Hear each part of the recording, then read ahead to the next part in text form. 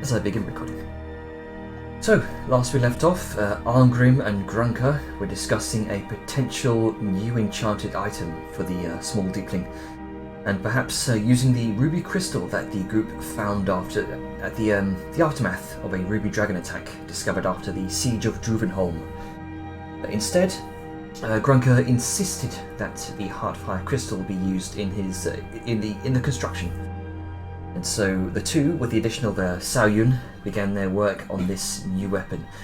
Thanks to Saoyun, the process didn't take long at all, and they managed to complete it within a matter of days, finishing it off by socketing the Heartfire crystal into Grunker's mundane hand axe that he received way back in the day from an old friend of his. In a flash of power, the essence of the crystal reacted unexpectedly with the axe, and fused with it, transformed it into a legendary item called Eld, a hand axe of great power, infused with the essence of elemental flame and battle axe. Sorry? It's battle axe. Sorry, battle axe. Hand axe, battle axe, my bad. Infused with the essence of elemental flame and Grunker's blessing. Seeing this, the temple forge priests were humbled and asked for Arngrim to teach them his ways, to which he bid them to journey to the temple fort being reconstructed at Mountainholm, a project spurred by Arngrim himself sometime after the group left Druvenholme. Now, as we panned over to Lisker and Willem, they were busy beating the fuck out of each other, sparring with each other in the training courtyard outside of the main gates of the stronghold, while Willem was certainly light on his feet and relentless. Lisker, being a wall of steel, had the upper hand, and experimented with some old fighting styles she picked up in the Steel Legion. And Willem was subsequently defeated by Lisker in honourable combat. You all then went shopping for the rest of the day, picking up a number of useful and fun magical items for the party, spending some gold, and Lisker also found some more adamantine and coin of luck. The adamantine for her armour from a rare travelling Naga merchant. Vellum sought out this Naga later on and inquired further about Shavor's wares, and found he was carrying a rather expensive carpet of flying. While unable to purchase that, he did purchase a rather nice blanket of scintillating starlight for Vadmir as a nice gesture, which he was very much pleased with. You all then met up to decide your course of action for the next day. So as you return to your rooms and wake the next day, Grunker has a new room, needless to say, thankfully. So, next day, what would you all like to do? Bring you back to the. We was going to Druvenholme, if I recall. Yes. Because everyone has a vested interest in going back there.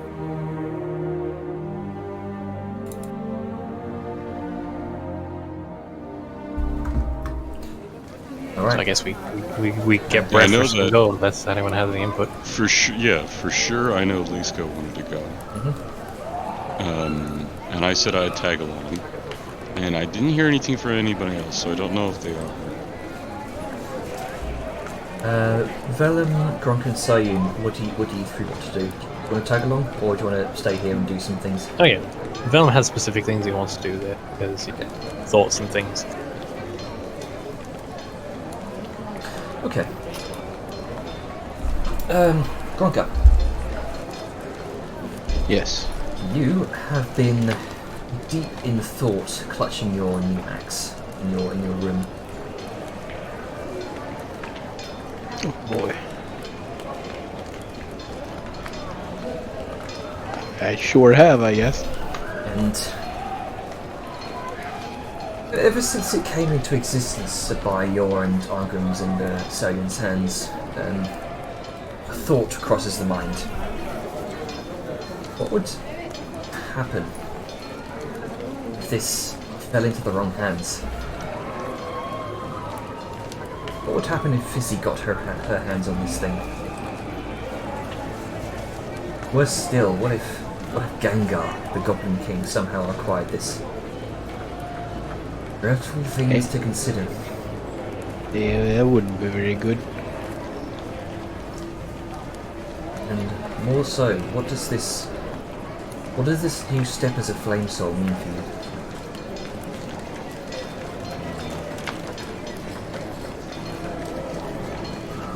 It's a lie. I got it? I was just gonna say, it's a lot of thoughts for a little small brain like mine.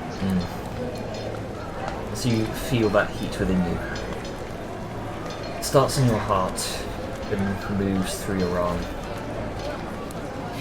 Stops No at the... heart attack. Not quite. And the heat stops at the bag of holding, clutched by your side.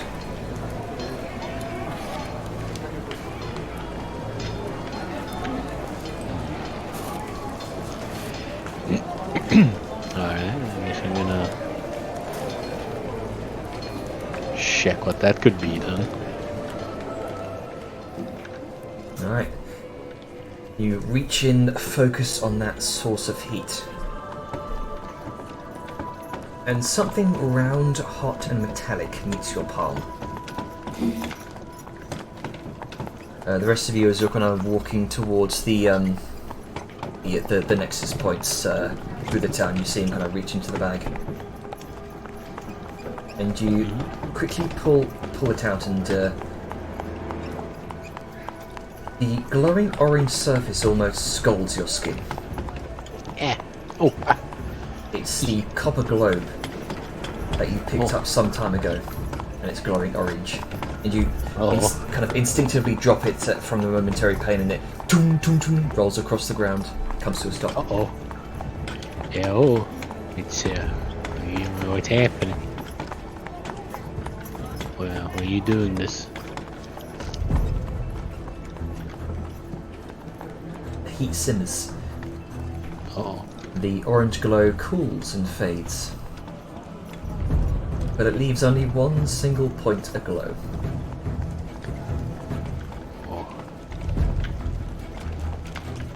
Right, we're just gonna pick it up. You pick up the globe and look at the glowing point on the miniature globus. You see the point is located at the very southern tip of the Whip of Fire. Southern tip? It's the southwestern tip of the Whip of Fire, specifically highlighting the largest island in its chain of volcanic islands.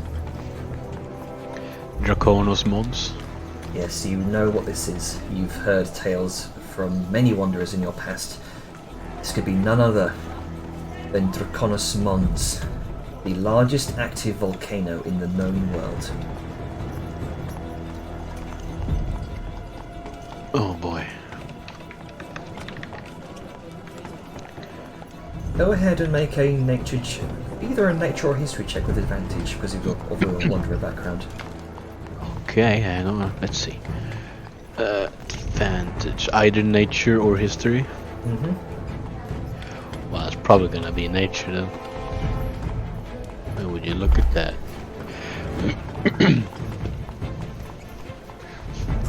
Alright.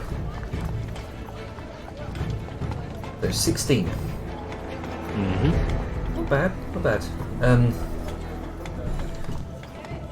Draconos Mons is indeed terrifying tall. It reaches upwards of 10,000 feet tall. It is a formidable sight, a place where almost all sailors refuse to travel. The skies around Draconos Mons are choked thick with darkened ash, smoke clouds and volcanic lightning. Near constant streams of lava bleed from its jagged surfaces like very many rivers, and it's near impossible to dock a boat at the shores near the foot of the volcano due to a combination of factors. Obsidian shards that pierce the surface of the water, dead skeletal reefs that risk splintering ship hulls and boiling lava that causes choking steam to obscure vision. Within Draconis Mons is a honeycombed network of magma tunnels that cross in labyrinthine patterns. These chambers span for thousands of feet down into the bowels of the world, giving a home to unique forms of life capable of either withstanding the heat or outright ignoring it. The elemental forces scattered across the whip of fire are concentrated highest within these caverns. The risk of being burned alive by angry elemental spirits and random lava flows is a near constant danger. Because of this, it's theorized that the boundaries between the Imperium and the Plane of Fire are at their weakest here. It's possible that all manner of elemental creatures are able to stumble into Draconis Mons and magma chambers. A sense comes over you. The Heartfire crystal embedded into the grip of the Axe's obsidian skull thrums lightly. 3 words. Grow, learn, prepare. Oh boy.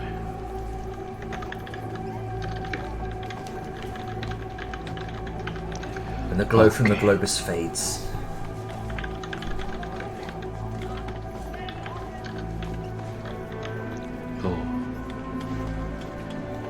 So it doesn't glow anymore? No, it's no longer glowing. Oh. Okay. Just can I just keep looking at the globe?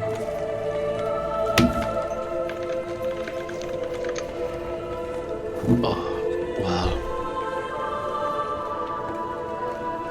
Okay. You all see this happen, by the way. This is in public. The glowing orb kind of rolling out of the bag.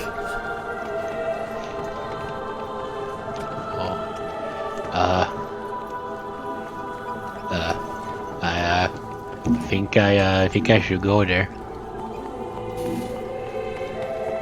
at some point. You know, maybe when we got time.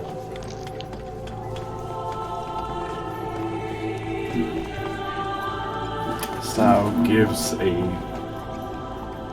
thoughtful nod and then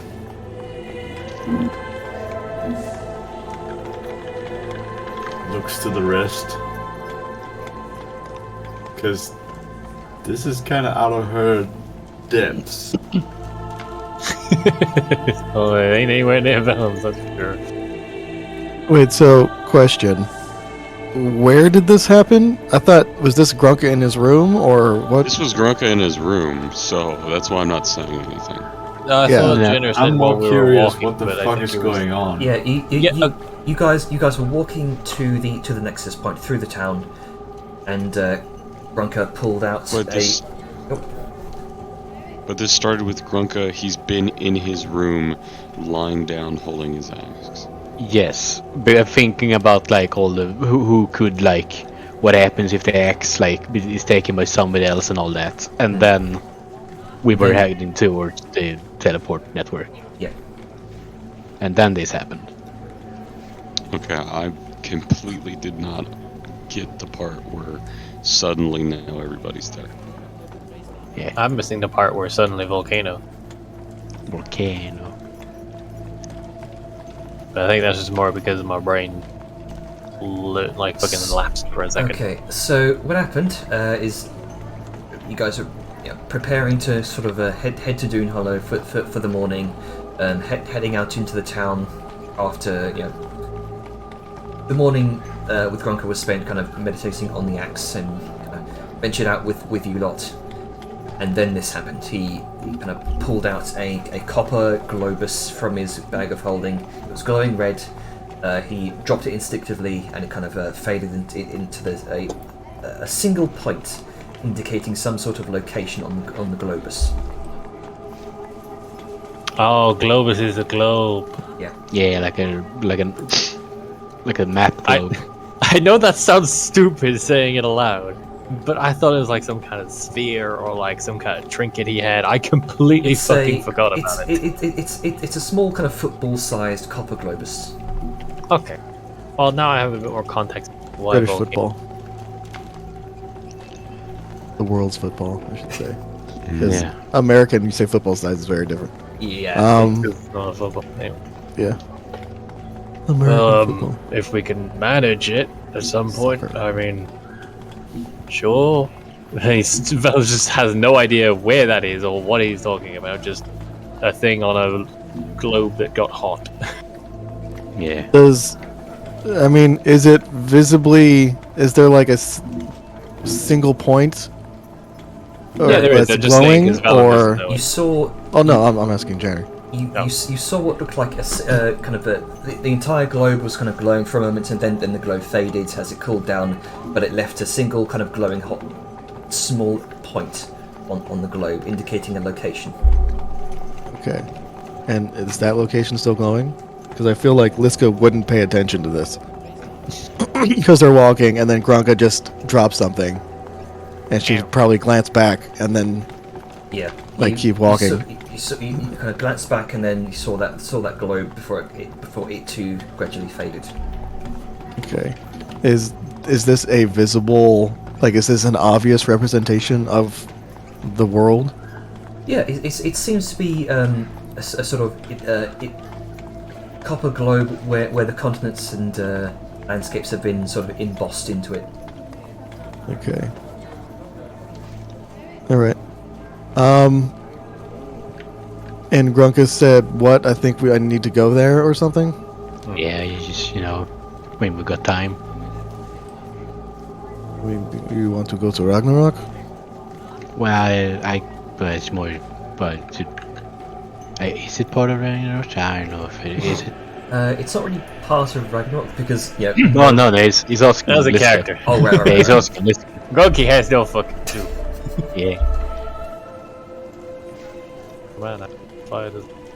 Is the Draconos Mons a part of Ragnarok?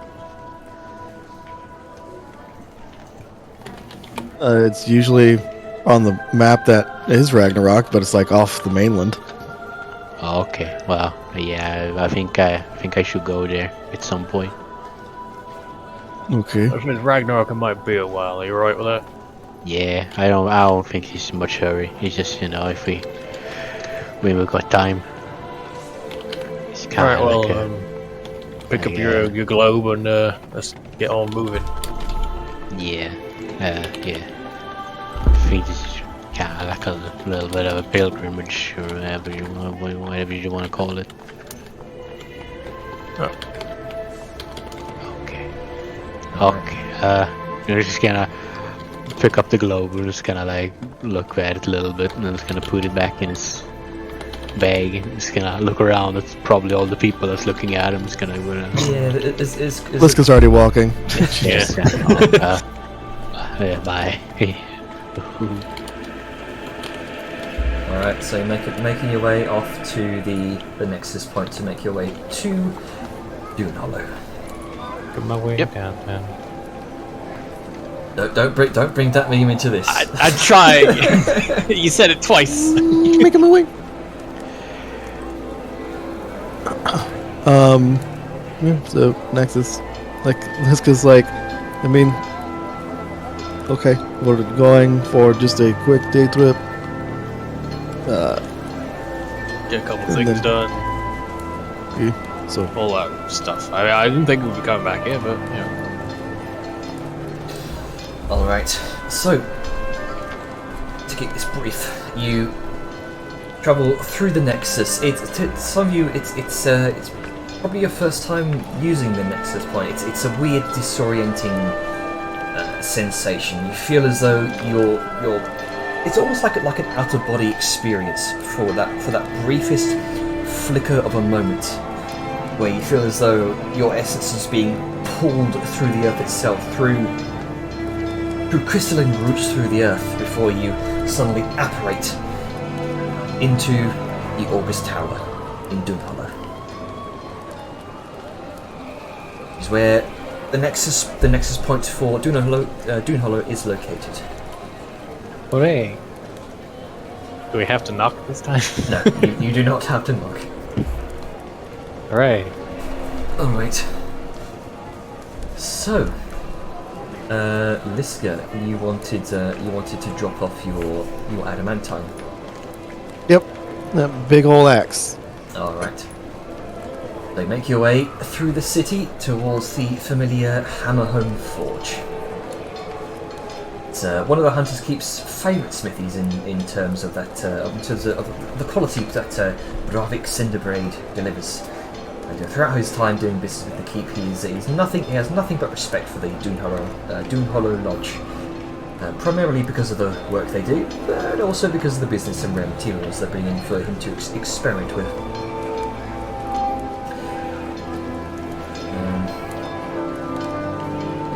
There it is.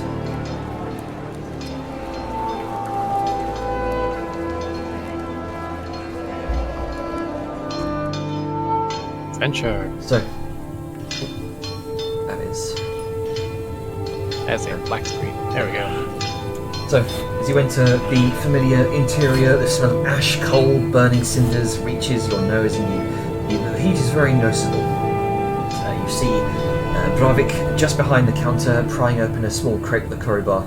Says, "Oh, this guy's been a while. It's been a few months, eh?" It's very true.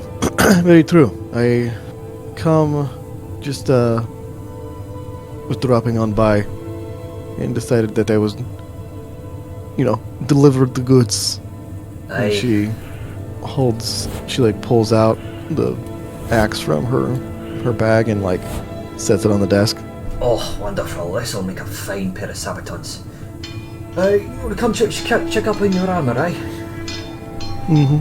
Just wanted to see how it is coming along. Right, here, let me show you what I've got so far. Disappears for a moment, and you hear the rolling of wheels and the clinking of plates and the jingling of chainmail. And eventually, he wheels out an immaculate, partly finished set of armour on an armour stand. The plating it's beautifully inscribed and embossed, and has a sort of a grey, greenish blue tinge to it. It's almost iridescent as you look at it from a certain angle. You can see gauntlets, a breastplate, and a helmet. The only parts that appear to be missing are the greaves, the leg plates, and the pauldrons.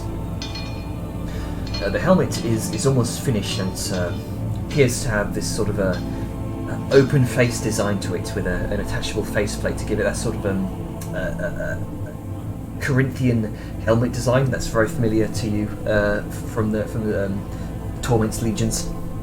And it has openings to make room for your enormous horns, thankfully. Nice. You also notice a number of sockets around the top. And as you notice those, Bravik says, the helmet's not quite done yet. You still need to fixate the claws into the design.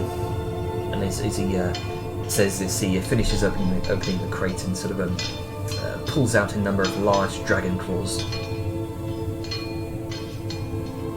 I got these freshly delivered from the lodge this morning, specially requested by a one Wrathgar Whitefang himself for a newly promoted Dragon Huntress.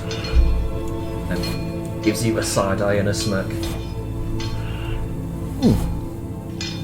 Well, I'll have to thank him later.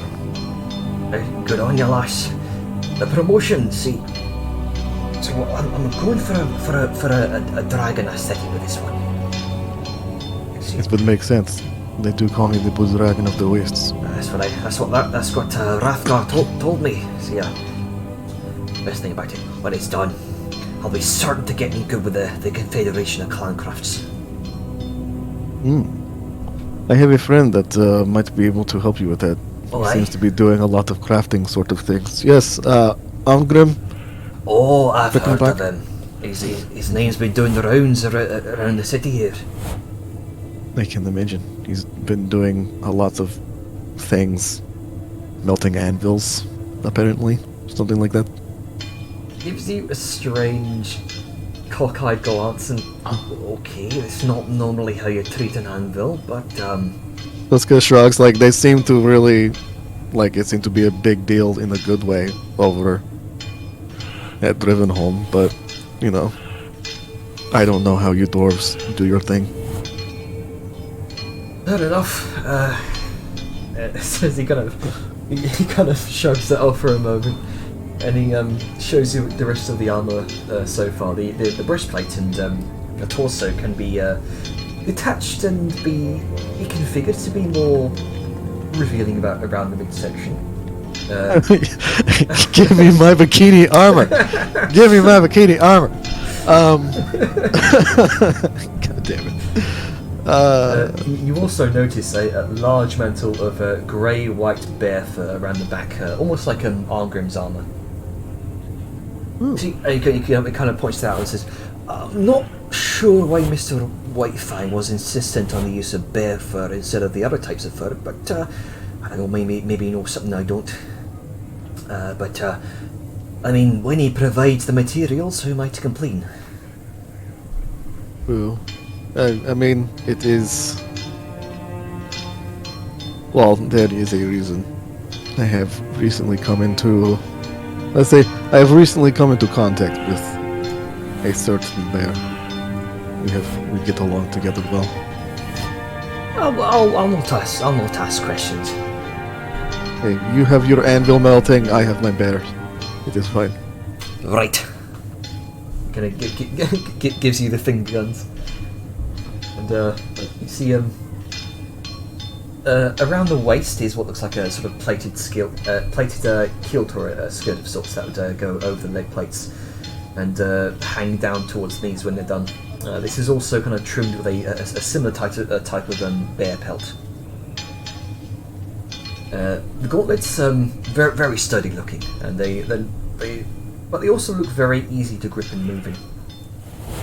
The fingers are sort of each individually armoured, and there's and where the armour meets the elbows is where it appears a number of other dragon claws are meant to be fixated into, giving it sort of a pronged appearance.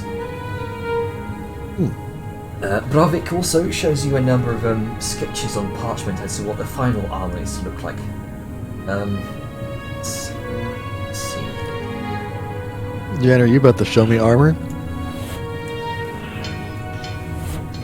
Imagine something akin to this, but give it a sort of bluer tint instead of a red, and some kind of white bear fur trim, and a slight sort of Spikiness. yeah, a sort of combination of like Norse themes and Daedric themes, if you will. Nice.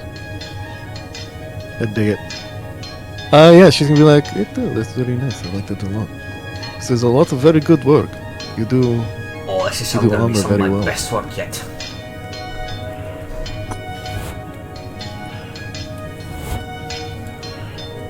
It's like, you know, have you ever heard, like, this is a thing that is common in Ragnarok. It's called a bikini? I'm just kidding. Don't make me. Please don't make me. Man. Just, can Liska Red Sonja this entire thing? Anyway. Yeah, she gives, like, a few, like, things here and there. It's like, but overall she's just like, I like what you're doing.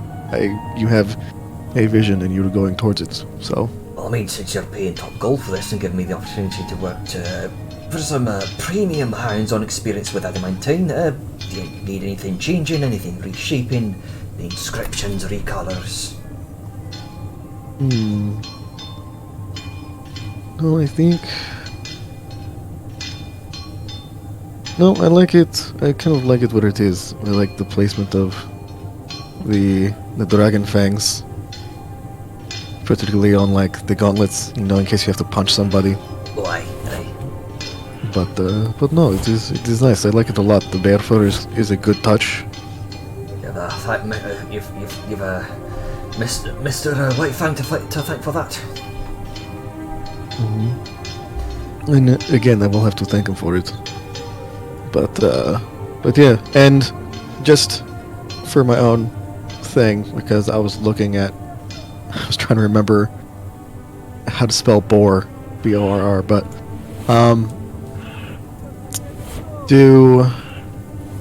you said there's like a fur mantle, right?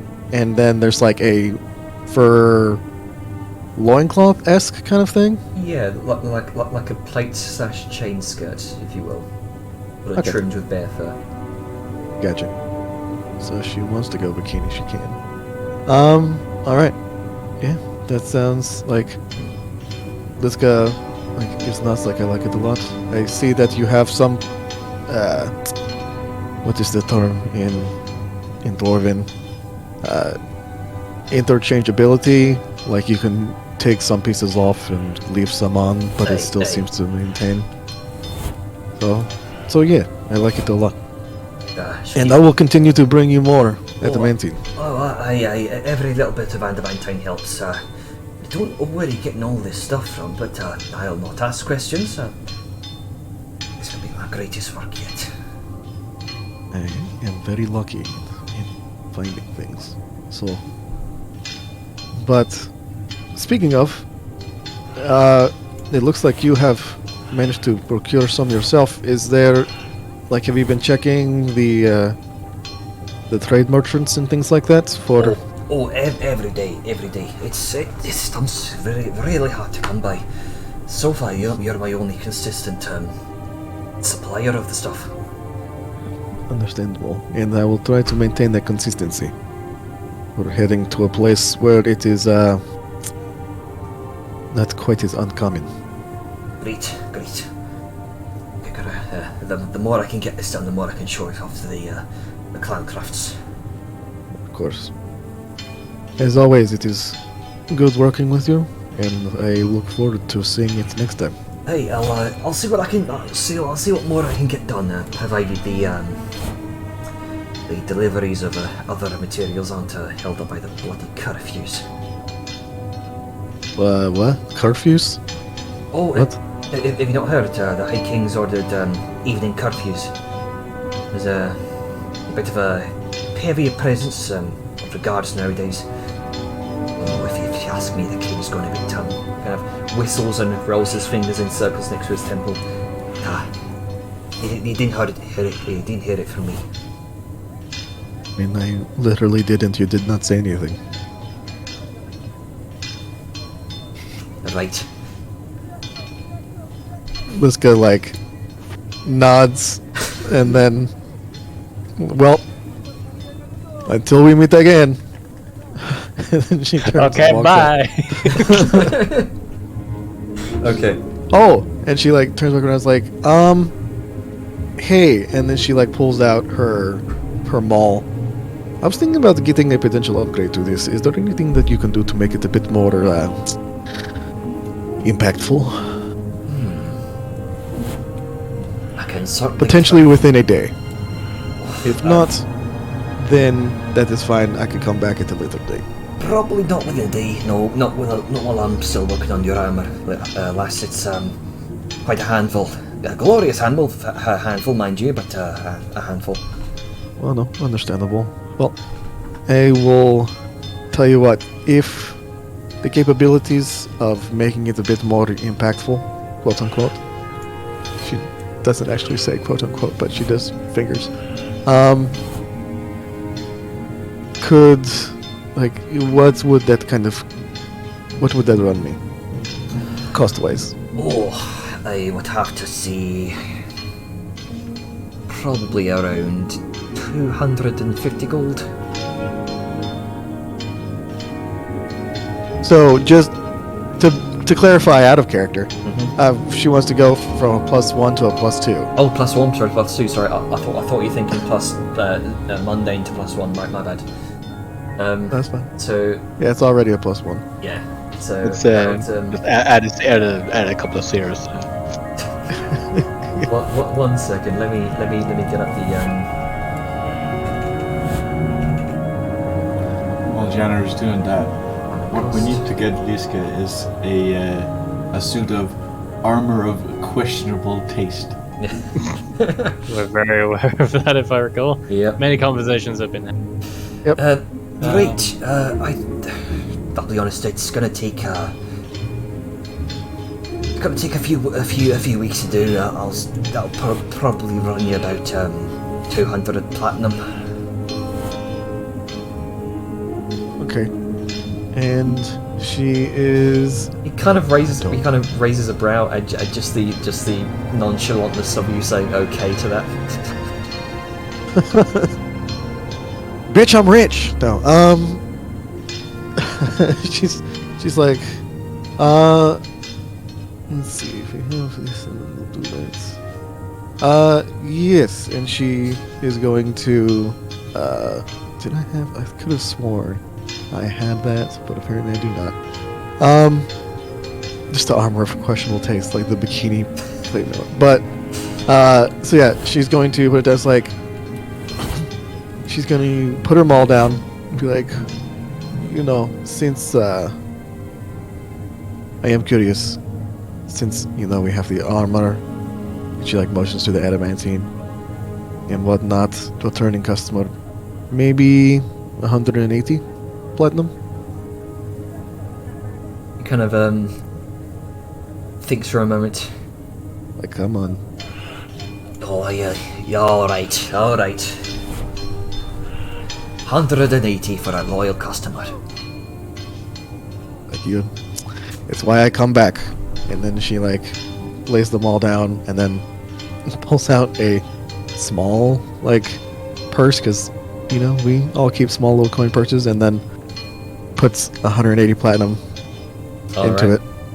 Like, there you go, my friend. Wonderful. And with that he takes the platinum. Can I hefts them all over to the side? Oh yeah, it's kind of big. God, I never understand multi-focus strength. And with a massive thunk, he just puts it off to the side. Yeah. Like, you treat her well. I'll treat her as well as I can. She's a hefty woman. Like her mother. Yeah. Like, alright. Yeah. Like, well, it's good seeing you again, my friend. I'll check back in a few weeks, okay? Righto. When that he kind of wheels the armor back off into the back room, and you hear ting ting ting ting ting ting ting ting. He starts getting back to work. Right, and pivot to somebody else. Yes. Right. Let's see. Who wanted to go next?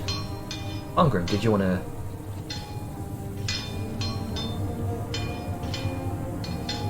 Ungrim? Hello. Sorry, Hello. I was typing in chat, so that means my brain turned off. Ah. Yes. Big mood. So, you wanted to do some research and possibly get an update on some things. Yes. Was that not going to be the research? Was the background still? Or was only if you didn't. Okay. Then I guess I'm not making it because we're here live at the session. Yeah. So, because I believe this could be fairly significant. Okay. Okay. So, Tap. Oh, hello. Hello. Yes. Okay. So, Ungrim, thoughts have been plaguing your mind for the past few days regarding the strange dream you experienced. Since then, you've had a few sleepless nights trying to contemplate what it all means through prayer and meditation. These ancestral statues, the lake of molten metal, and most of all, the large figure sat at the end of your path atop the throne.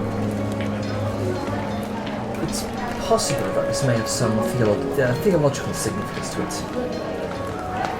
make your way to the Dunhart district in an attempt to confer with the Dunish priesthood.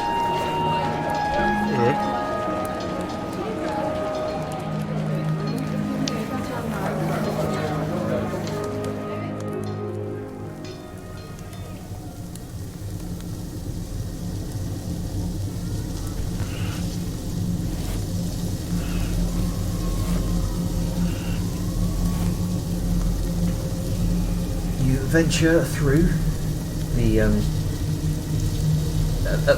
perhaps the priests they might be able to shed some light on these dreams, and you venture through the Dunhart Forge and towards the Cathedral of the Mountain King, named so for its reference to Dune, the first holder of the title, bestowed upon many generations of his descendants and worthy successors.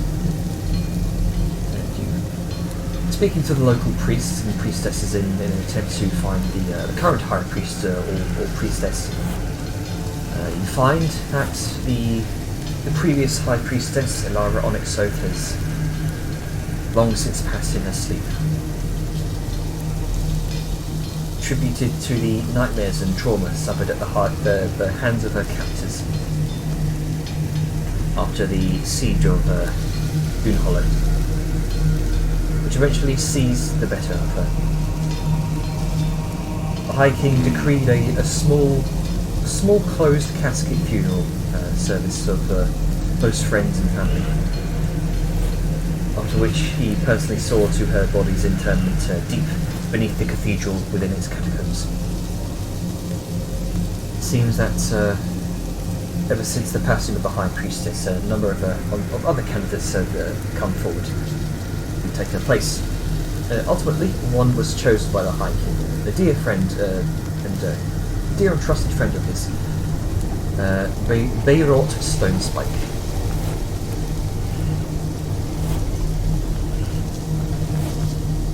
You respected and looked up to Elara, and you confided in him about the dream, the events that took place at Druvenholme, the creation of the very first grudge steel ingot in centuries. Takes you to a small private chamber to further discuss it. He goes, "Well, it's not uncommon for people of faith to receive dreams from the divine. Sometimes they might be messages of the ancestors of the past. Other times they might be portents of things to come. But what you described to me is something that it was so lucid as to feel real, to the point that you woke up to the ingot misshapen." I didn't believe it quite at first, but I presented it to a fellow smith, a proper prodigy, that lad is, and he noticed it immediately. This ingot didn't have that shape before. It was through channel blessing it took its shape perfectly even. It hadn't been dropped or anything else, and they were the clear marks of hammer strikes, not fallen on a rock on the ground. It's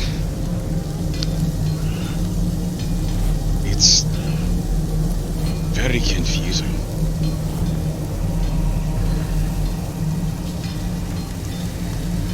I can't see it as having anything else to do other than the dream itself.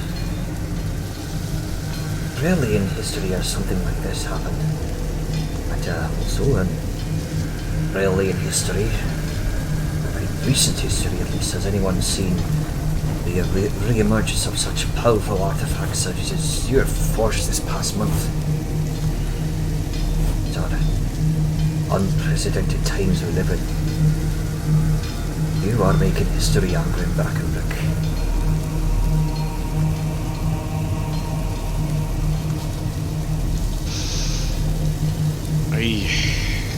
I hope to do so.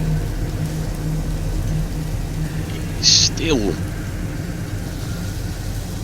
I worry if there's more to the dream than just a simple dream.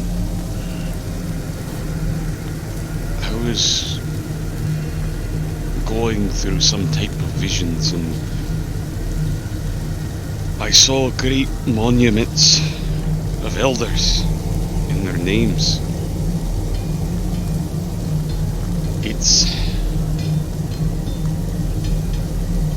I had a great grandfather, if this thing is true, from a distant clan.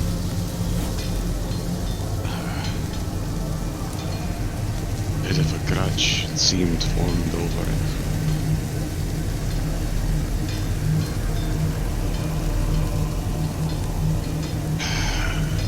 And I was hoping to see if there is a way to find out if this name is real. If the names are real, it would have been impossible for me to ever know somebody who was stricken.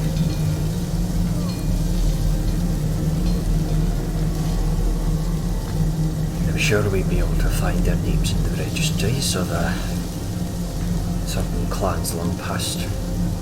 Names long past.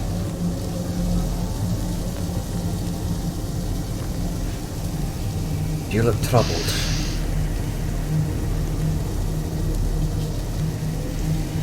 I don't know what to make of it. And the turning to silver when I fail, it feels prophetic. Is it a warning or a foretelling of doom? I fix himself a moment. According to some theological texts, there was one who had a similar dream to yours, Amber. Maybe not in the exact same in structure, but it came from the divine as a message. They were indeed an omen, a warning for trying times yet to come. Some years after he received these dreams, the war of the Undying spread across the world. His name was Casmorg.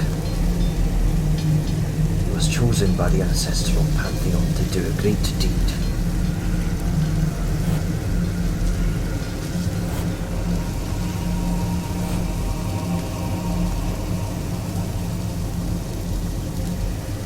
Maybe there is a deed I must do. Pray to be ready for it. Well, if we could accurately predict the same situation with you, Amber and Brackenbrick, then you have been looked upon favourably by one of the ancestor gods. You have proved yourself worthy enough to walk a path of greatness. I know not what fate in store has for us all.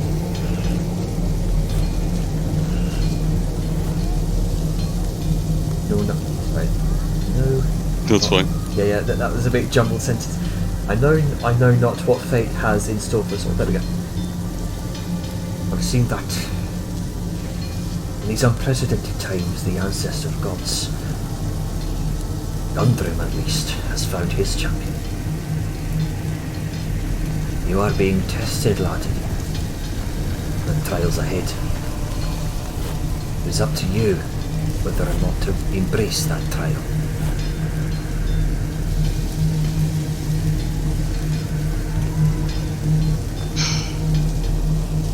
It sort of has a deep breath, but a surprisingly light sigh, despite the weight that is on his eyebrow. I hate to not have an answer, but Unfortunately, what do you think I should do next? I cannot say what your dream meant. He kind of places a hand on your shoulder. The ancestor gods are elusive in their messaging and prefer to teach us through life experiences rather than tell us directly. They would rather us burn ourselves in the hot stool and learn from it, but rather than tell us the story's hot. He subconsciously rubs his bald chin. When we discover for ourselves, we are stronger for it, and we remember. But when we are told, we forget over time. Divine messages cannot be forced to divulge their meanings, lad. But we can await them with bated breath. And for you, Angrim, what I can recommend, and when next the opportunity comes, embrace that lesson. Embrace that trial.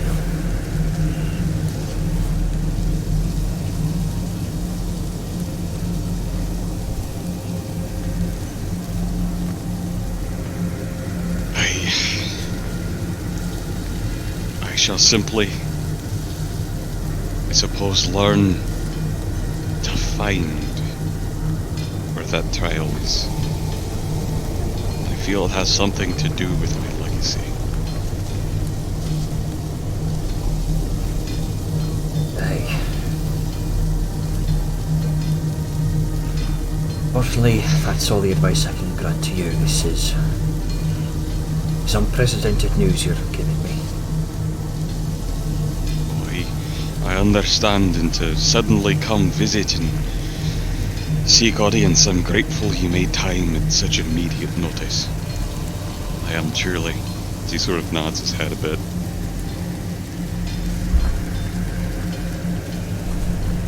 Now, my child, go off, learn,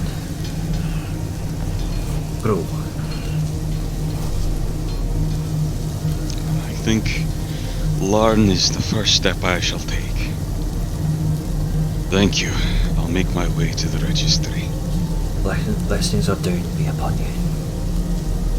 Blessings of doom be upon you. That both part ways. Okay. I believe you also wanted to seek an update on that construction effort. I did. I was going to have a shorter than that relatively session if everything goes well. Talking to another person. Is everybody okay with that? Is this taking too long? Does anybody want to have a turn, pan away from me, and come back? What I'm doing? Given all the time I tend to suck up on a regular basis, I'm fine with you continuing if everyone else is. So what is everyone else's thoughts? I just had a thing. I don't care. What about you, Doko? Go for it. There you go. We have a consensus. Okay. Go for it. Alright. I imagine it's okay with Grunky. Yeah, sure. Okay. Okay. So, I just, Yep. segue from me into me. It's only polite to first ask. Yep. So, making your way to Fort Hammerhurst, the place where we were first revealed the Silver Hearth steam hammer all those months ago. Your pride and joy. Let me bring you over to there.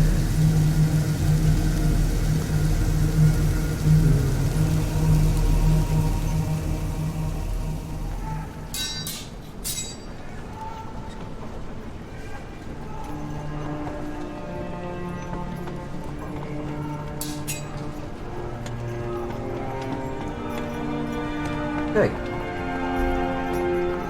Your reputation has certainly preceded you through the city.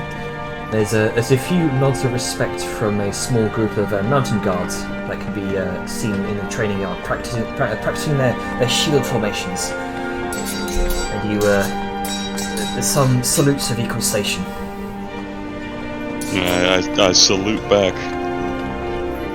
There you can see Captain Thurdrum Dressheim.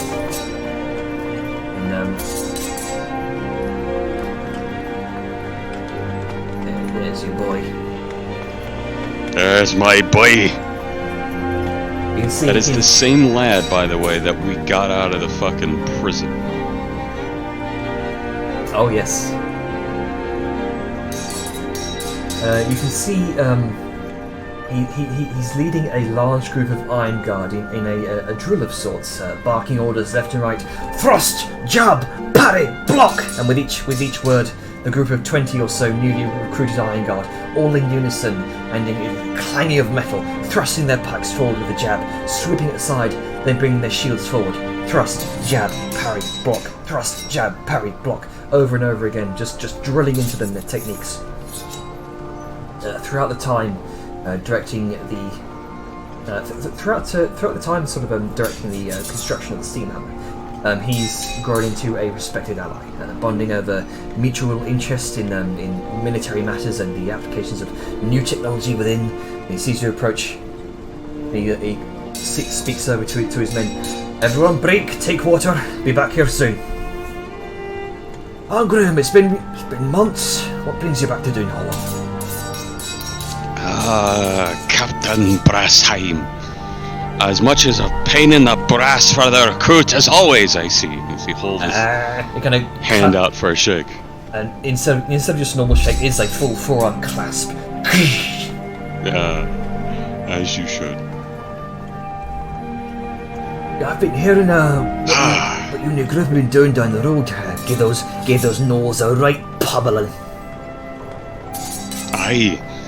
We just fought off the siege down in Druvenholme. I killed a... what do they call them? Worthless sack of shite. Oh no! Hobgoblin. It's hard to tell the difference. I'd have loved to have been there to see it.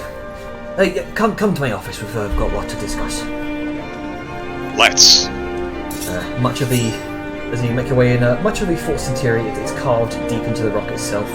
It contains many sort of labyrinthine corridors and even some connections to the mountain pass below. Brassheim leads you to his office that oversees much of the courtyard and kind of sits you down at his desk, shuffling a few parchments. He discusses with you the current progress of the mountainside fortress these past few months. Apparently, there's been quite a large amount of movement there through the lesser waystones connecting each of the holes, and he's been given information about what you've been up to within Druvenholme, thanks to an emissary from the stronghold who's showed up via the Nexus. Oh, you're certainly stirring something within the populace of the halls, Angrim. King Barham said he's never seen such an influx of folk to the mountain home before. I think there'd be a new pilgrimage site there. Well, you remember briefly what we talked about. Oh, I knew that's exactly what you're planning, Mr. Brackenbrick. Yes, well, that's in part the reason. And I'm coming to do just a wee bit of a check-in, give you some information on that. Oh, aye. So, I've gotten some confirmation here, Druvenholme, of Mountainholme. I've made my way. Well, excuse me. I'm so excited, I'm getting tongue-tied. Oh, aye. I can tell. Here in Doonhollow, excuse me, with you. And then I made my way down to Druvenholme. I still need to speak to Queen Fairfeather and get her approval and her craftsmen. And with that, I do believe it should be the majority of the holds. Well, or at least the dwarven ones, which matter. On that note, you'll be happy to know that the High King has run his project through the other holds. It's gained unanimous approval. Oh! The only thing left to do is have it blessed by the High Priest upon its completion. I would consider myself a religious man. Casmorg is my guide and all, but I'm not a theologian by any means, so I'm not quite sure of the significance of the blessing. But regardless, the holds have spared the masons they can, and they are well on their way with the reconstruction efforts. So I don't even have to visit the other ones? It would seem not. If I have time, I'll still swing by and give them my thanks. And to you as well for carrying on this message so well. Well, I think the main thanks should be with the humble stonemasons of the Silver Kingdom. See, I've seen the construction taking place. Oh, you should see it, Angrim. Centuries of disuse is melting away as we speak. It's by no means the largest fortress ever, sure, but the craftsmanship I'm seeing is a sight even the ancestor gods would be proud of. Oh, that's exactly what I want to hear. I wish I could go back and visit it and check in, but I'm afraid I came here through the Nexus and I'll be departing at the day. The old tank's still parked outside Druvenholme, giving it some shade. Oh, how's the tank faring out in the road? Oh, well, for the road, brief recap on how it performs. And I've already done your top brass, so you get to know, but I've done some field testing for experiments, and I've devised something with the grey mind. We call it mortars. It's long-range cannonry that's indirect fire. It's fantastic things. Oh, I'm looking forward to experiment with some of those. I was told from some of the emissaries that apparently these are being put into production now. Yeah, they are. I'm doing field testing, so that way, as soon as, they're all made, because I imagine it'll take a bit of time, we'll know any faults and how to tune them and fix them so they're instantly ready for action. Oh, perfect. Those should be... Tell you what, we should send some of those over to the new fortress. Oh, that would be lovely. Have them line the edges, give a full 360-degree range of fuck you to any invaders. Oh, I tell you what, one of the best things about the fortress is most of these masons are volunteers doing it purely for the love of the craft. Whatever fire you've lit in their hearts, Angrim, it's burning bright for all to see. His cheek flushes a bit redder than usual. It seems word of good deeds are suddenly spread like wildfire. I don't see signs of this movement stopping anytime soon. I cannot wait. I've heard of a spell, and I'm almost strong enough to cast it.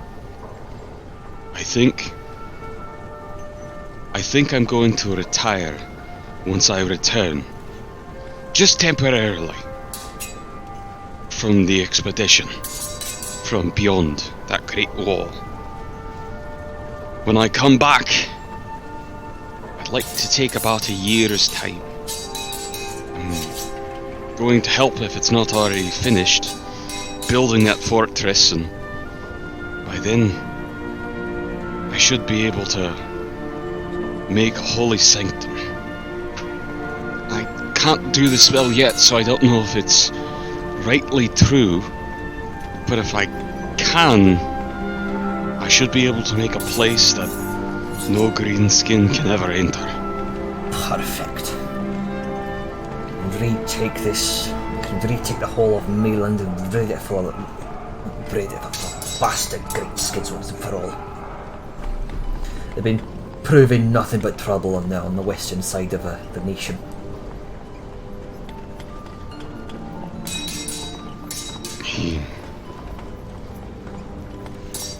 At this rate, if we can gather more builders, the fortress should be finished by next year. Most of the infrastructure and construction work for the fortress it's already done. The place has just gone unused for centuries. Just needs a bit of tender love and care, a bit of refurbishment.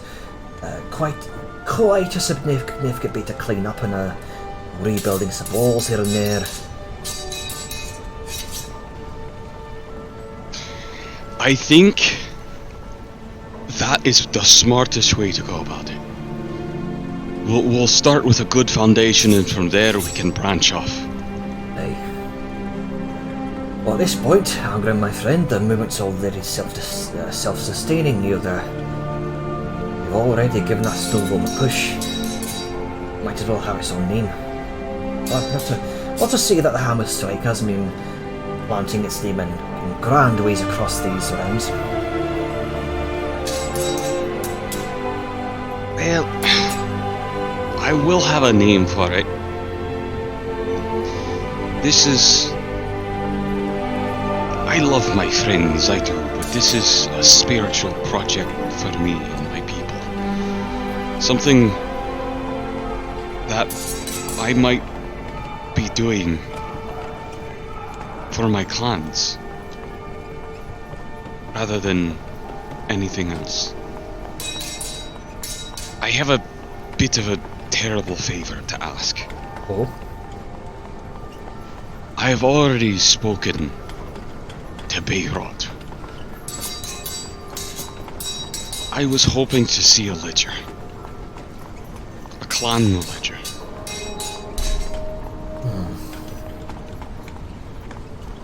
Well? Burix. Burix. An old clan. There we go. If it'd be right, just for a moment, I just need to say if a name is missing. I would have to confer with some of the guilds. I can get a ledger for you.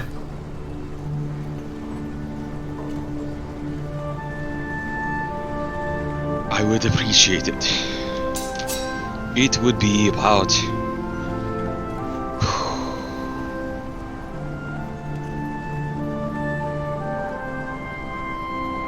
I'm gonna say 350 to maybe 400 years ago. Quite an old clan indeed. Well, might take some time for the eggheads to bury themselves in the archives. Said you're going on the road soon, eh? I am. In that case, I'll be able to send it to you by Eagle. I would deeply appreciate that. Aye, I can send you a copy, no worries. Oh, speaking of names, I've been told by one of the lead architects of the fortress there, I think you might be familiar with her. Gerda Kiamston is her name. Oh, yes. Told me to ask you about a name for this fortress. So far, she's just been called the Mountain Home Fortress. Personally, I think that's a bit bland. I think it's deserving of a bit of a name fit for its significance. And that name, Angren, Gerda Kernstein. It's a familiar name to you.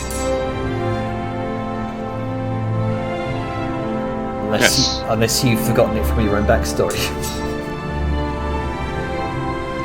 Gerda Kernstein is actually the old overseer of the guild. There you go.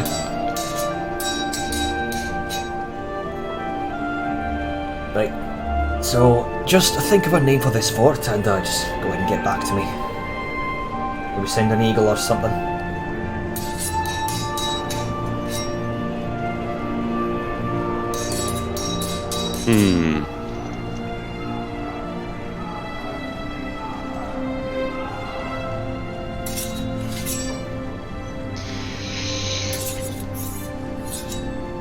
What you thinking, Angren? You don't have to think about it now, just something to consider.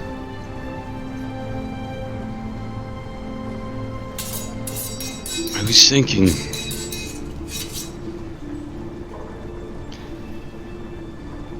Razkrak. Razkrak. As he says it in Dwarven, it is the Silver Mountain or Silver Home, depending on how Krak's read.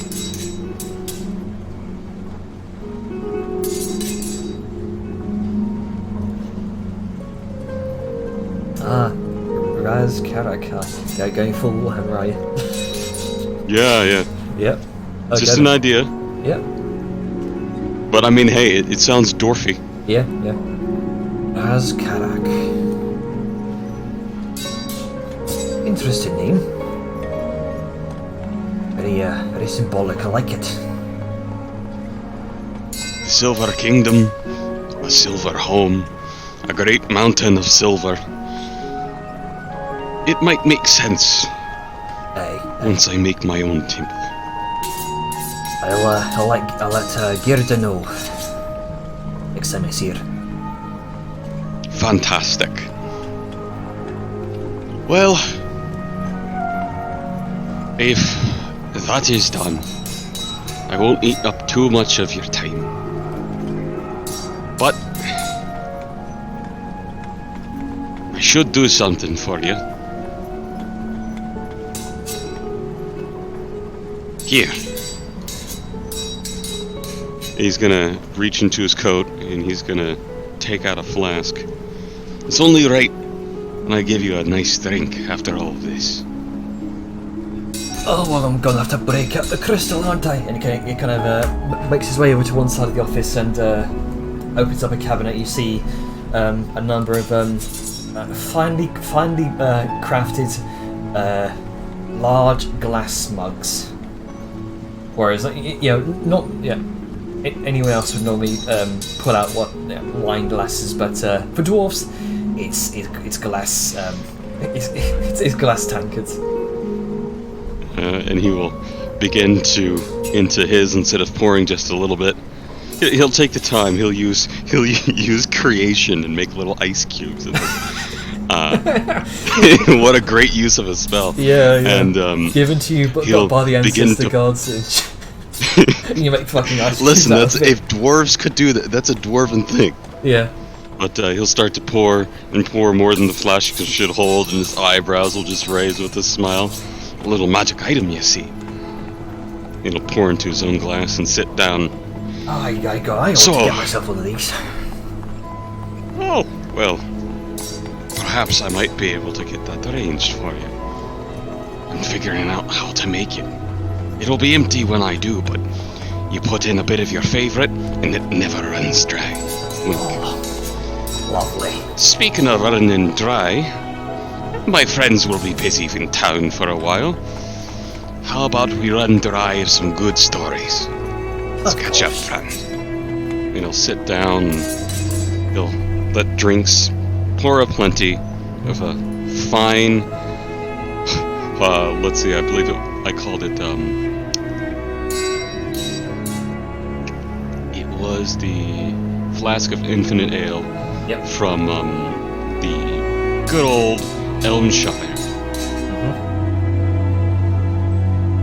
So he'll just talk aplenty and tell stories. And let time pass and escape from a bit of the gruelingness for more. How about we go to somebody else then? Yes, let's just go to someone else. Let's see. Saoyun. Hello. Hello. You want to go? Sorry, no. You said sorry. I was just going to Saoyun, Velen, and Grunka. Is it either of you want to do anything? I'll pass for the moment. Okay. Well, mine was going to involve Sal, so let's go to Gronky. Oh no. Grunka, what are you doing? What am I doing? We're in Druvenholme. And, I'm not sure there's really anything you can do in Druvenholme.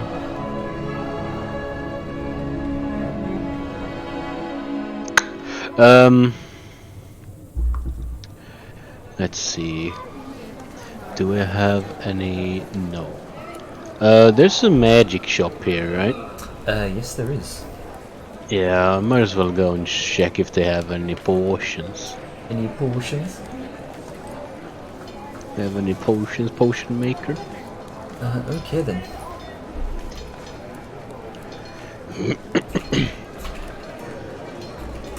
Wait, I'm furious typing. It's okay.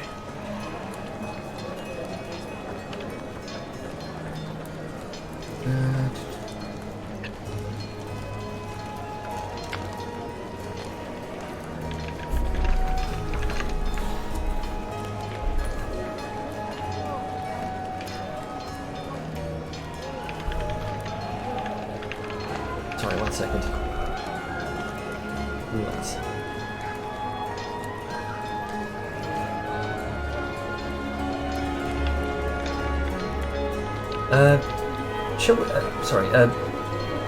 Shall we briefly pan over to Vellum and Sayin while I'm trying to figure out potions? Suddenly potions. I mean, you could always throw more of those random potions. Nah, it's a specific crazy dude that made him. Yeah. So you're kind of looking for potions. While I sort that out, we can go over to Vellum and Sayin briefly. You okay to go, Duck? Because Vellum was going to talk to Sal about it. You okay? Depends on what. Asking her a favor, and then he'll go off and do his own thing, and then meet up with her at a later time. You alright to do that? You can certainly try and ask. Okay. I just didn't know if you were up for the RP part, like something had happened or something. Anyway. So, back to sort of everyone's splintering off to go do their own thing. You busy today? Not at the moment. What's up? Well, I was hoping to get your help with some, you being the brains of the outfit and all. I probably got some big fancy library here with a lot of information. I was thinking, since we're going to a new region, pretty much been all over Malin. I'm always keeping on the lookout for new materials and work. So, if we can dig up some information on that, maybe keep an eye on the way, I can expand my repertoire a bit more. I ain't no good in the library, so I was hoping to get your help.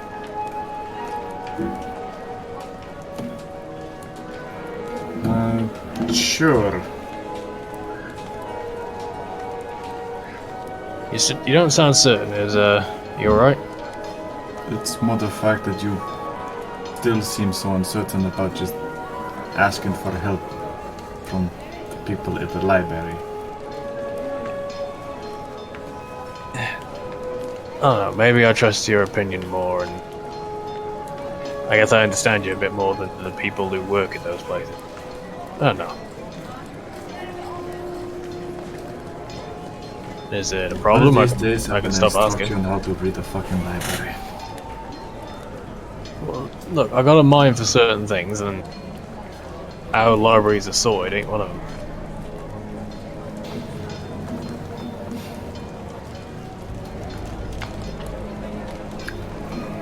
There's room for improvement, shall we say. Now, shall we? You head on ahead. I've got to check into a couple of places over in the, I almost called it mining quarter. I don't know whereabouts to find what I'm looking for, but I'm just going to have a wander around for a couple hours, and you head on ahead, do anything you need to take care of beforehand, and I'll meet you over there. Okay, but if I don't see you there within like 2 hours when I get there, I'm coming to find you. I'll keep you in the loop, don't worry. I ain't gonna vanish on you. You better fucking not. Just you try and get rid of me. He's gonna give her a nudge and skedoodle on his way. As he skedoodles, Sarah's just gonna roll her eyes massively.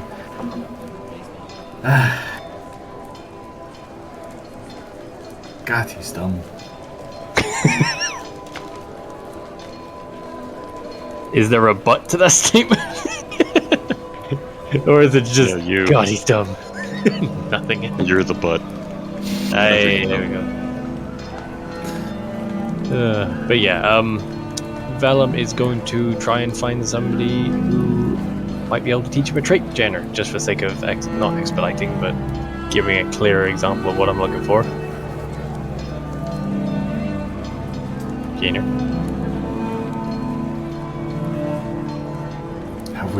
Sorry, I accidentally... You broke Jenner with your potions, Gal. I accidentally muted myself. Look, your reputation as a smith has also preceded you throughout Druvenholme here. Right.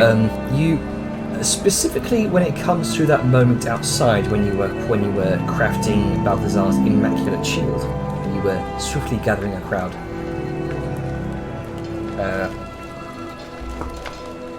So, best you can tell, probably the most experienced blacksmith in town, besides those at the Druvenholme district who do it more for religious reasons. You hear the name Brog Cinderbraid. You've heard this name before. You've been to his shop, and you very quickly make your way over towards Hammerhurst,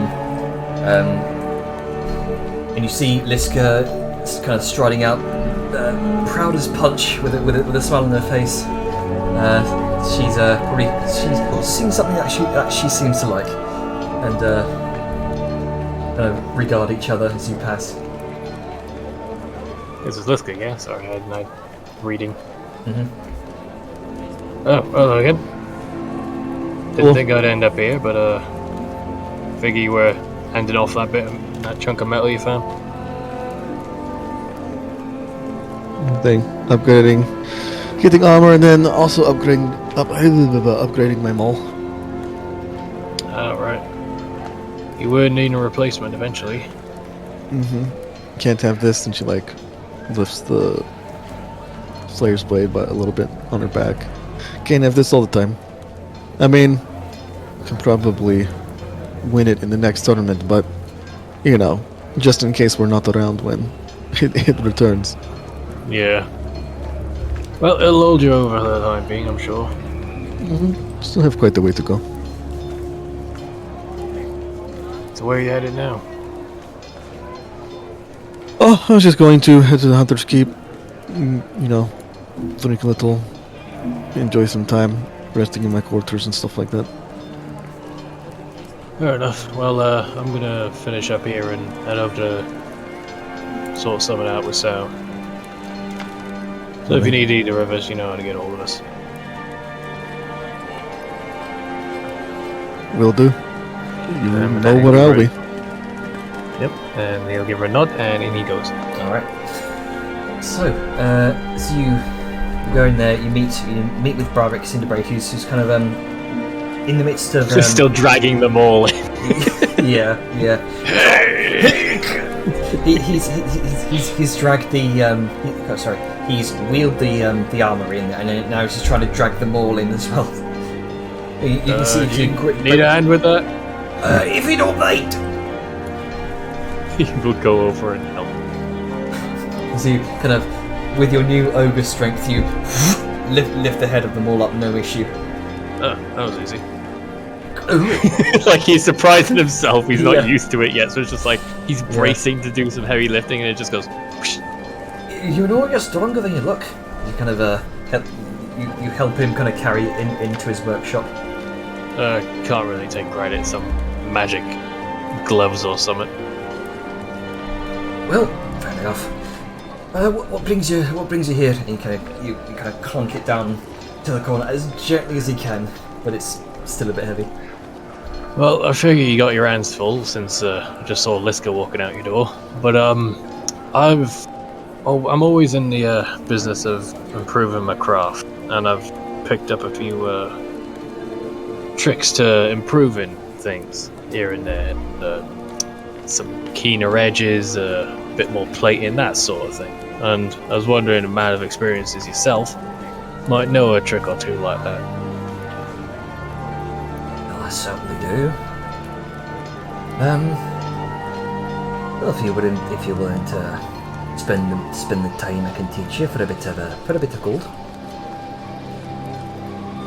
That's no problem. How long were you thinking of needing? Should take long. It's about a day's work.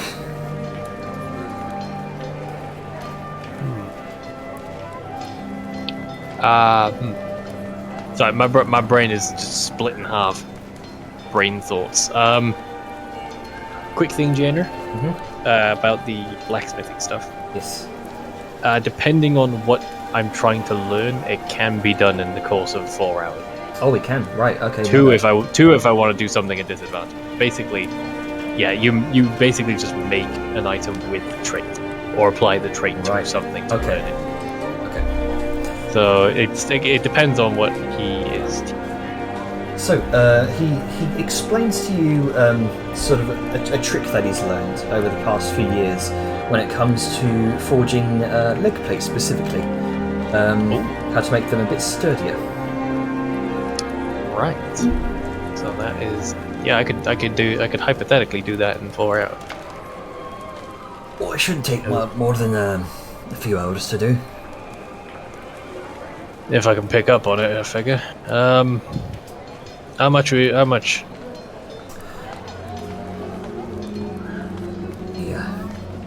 A couple hundred gold. This is a trick that's been passed down through generations of my clan. Couple hundred gold, you said, January, yeah? Mm-hmm. Sorry, I'm doing math in my brain.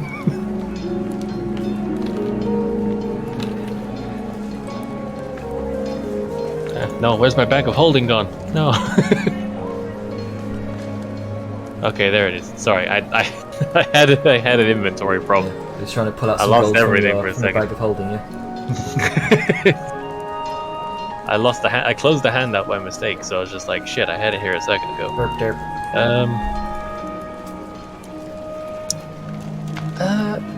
I don't. Okay, I'm gonna say it out of character for sake of. I'm gonna try and barter with some of these gems I've been carrying around, but I don't know the full value of all of them. Is the problem. Okay. So if I give you the list, can you tell me what would be worth the prerequisite amount? Yes. Yeah. Just go ahead and just say which gems you want the pricings for, and I'll let you know. Even easier and just. You don't even have to give me like a full list of prices. You can just tell me which ones would be worth that amount. Oh, there you go. The cut. Obviously the amber, but I'm cut- thinking like the cut ones I had more of. The carnelians. It's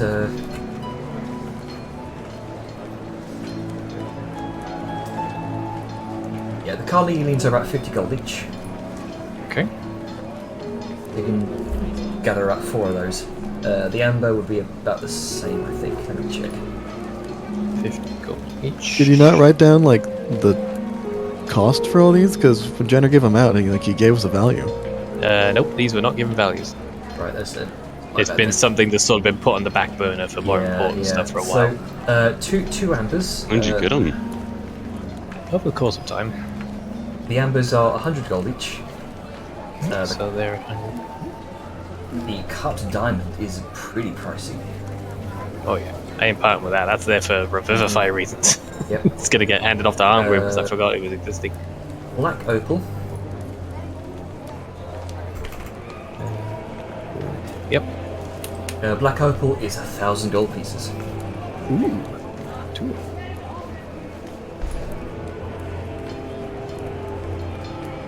I believe these are all on 5e tools as well.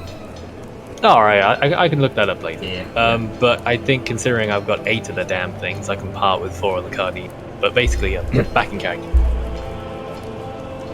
Well, I do have that, but I do have some buttes of gems I've been stockpiling. I keep meaning to use them in crafts, but nothing's ever showy enough to really need them. And he's going to sort of reach into his bag of holding, out like a handful of cardine. Well, 4 or 5 of them. Gemstones I can certainly supplant as a currency. You never know what you might need to use them for. Hey. Very well. Are you willing to trade the information for 4 of these? He has 5 in his hand, sort of giving him the wiggle room to barter. I could certainly part with this knowledge with carnelians have got in your hand, eh? And fairness being fairness, he will give 5. Aye, Yeah, 5 in okay. his hand, and he's being fair. 250 gold. I mean, it seems like prize knowledge, and also he's good business, especially since he's working on 2 projects for this kid. Okay. Fair enough. He also did just get gouged out of a lot of money. So, throughout the next few hours, he does indeed teach you how to reinforce leg plates to such a degree that they are resistant to being, well, rather, its wearer will be resistant to being knocked back slightly.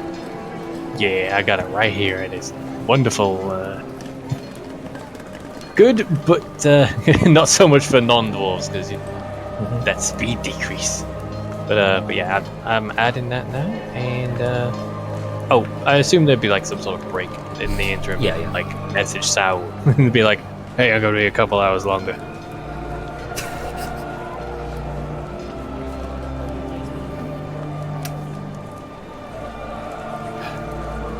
As soon as you're done with your little minor sidestepping, you'll find Sal standing outside. And there, Sorry as that you- took so long. I managed to find some new techniques. Since we're leaving tomorrow, I'll try and squeeze it in before we got started with this. Then I'm Harbridge. Shit, that's the last name. Look, how about I pay for lunch? How's that to make up for my treat? How about you buy lunch, bring it to the library, and sit down and research like you told me we were going to do. That is more than fair. I honestly thought you'd have started without me because you love I did. a good book. Right, I'll go get lunch then. He's very much in a hurry to sort of, it's not skitter away literally, but metaphorically. Alright. He knows he's in the shit. Yeah. Let's go ahead and mark off a silver for lunch. Sure, and to try and make up for keeping her waiting, he's gonna try and find her favorite, whatever that might be. Okay. Gonna knock that off. Out of curiosity, Ducko, what is Sal's favorite Her favorite what? food? I remember I have it somewhere, but I can't find it currently. Yeah, toss it over when you find it. But yeah, he will return as quickly as he's able. Right, metal research. Let's get on that. He sort of claps his hands together. Still feeling a little bit awkward despite the trip to get food. Okay. So, while you're doing that, we'll briefly pan over. We'll pan over to Grunker for a moment, as he's investigating potion shops. Yeah, potions. Oh boy. Oh boy. So you do find a sort of rather out of the way potion shop. It looks very high esteem, very expensive. Everything in here looks very pristine. Oh boy. So, as we did last time, I'll just list off the potions in the chat there.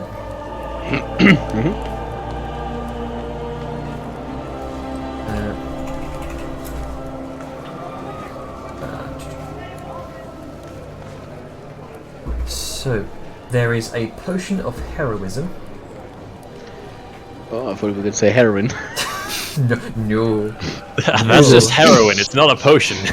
That's liquid heroin. I mean, yeah, fair. Intravenous potion. Anything is a potion if you liquefied it. Yeah, exactly. For 15,000 gold. And it's, you can see a fairly large beaker that's sat up in the corner under lock and key. You also see a potion of invisibility. Oh. This is That's for pretty good. 30,000 gold. I see. 30,000 gold. You do see, of course, an array of healing potions, 4 normal healing potions, 2 greater. 4 normal, 2 greater. Mm-hmm. I think I'm gonna buy those. Those other potions are mighty tempting, but I think that's even out of my price range. There is a couple potions of resistance as well. One for force and one for psychic. Those would run you each about 400 gold.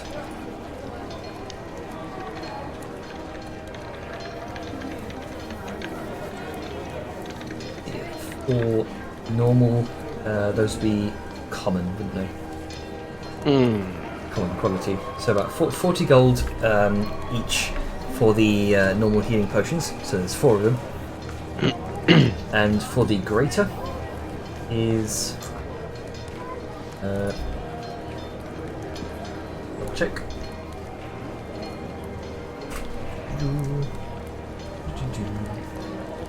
Uncommon is great. Okay, so for an uncommon, that's the 2 greaters will run you about 400 gold each.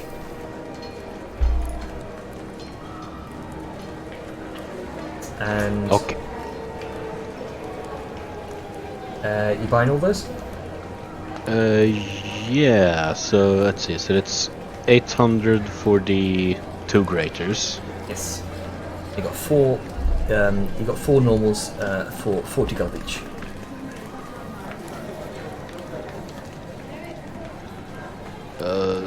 So that'll be 160. I believe so. Right. Yes. 4 times 4 times 4. 4 times Yeah, 4, 160. Yeah. Okay. 160 gold. Okay, I need to do some math here. Because I need to convert some stuff. Also, have a potion of advantage. Hang on, I'm just doing a little bit of math. Let's see, I need 50. Oh. Excuse me for like a second. You said potion of advantage? It just gives you advantage on everything. Probably. That is advantage on one ability check, attack roll, or saving throw of your choice that you make within the next hour. So, So just only one, one. and then it's done. Apparently so. Yeah. This is just the one okay. beyond the witch fight. It's for the source material. I Gotcha. mean, it's good for choosing. Like, you can chug it before a big fight, and then choose when you. I don't Or- know. That's true. Or if you're like smithing If you or buy crafting. multiple. Yeah. Let me 58 It's gold, not that's foresight. 580 silver, right? What? 58 gold is 580 silver, right? Yes. Okay. It's 10, 10, 10. Yep. Which tools was it to make potions again? Alchemy. The alchemy kit, I think. I have Herbalism. that. Herbalism for healing potions. I have alchemies. Hooray. I have expertise in alchemies. Nice. Well, there you You, go. you buy one of those and learn how to make it. Y'all like that advantage? Could be pretty handy. Okay. So how many of those potions did you have? Advantage potions? Those are 2. I guess I'm getting the 2 of them for 1,000 gold. That's Yum. 100 plats, right? Correct. Alright. Let's see, so I have 4 normal potions, 2 greater, not 20, 2. And then, let's see.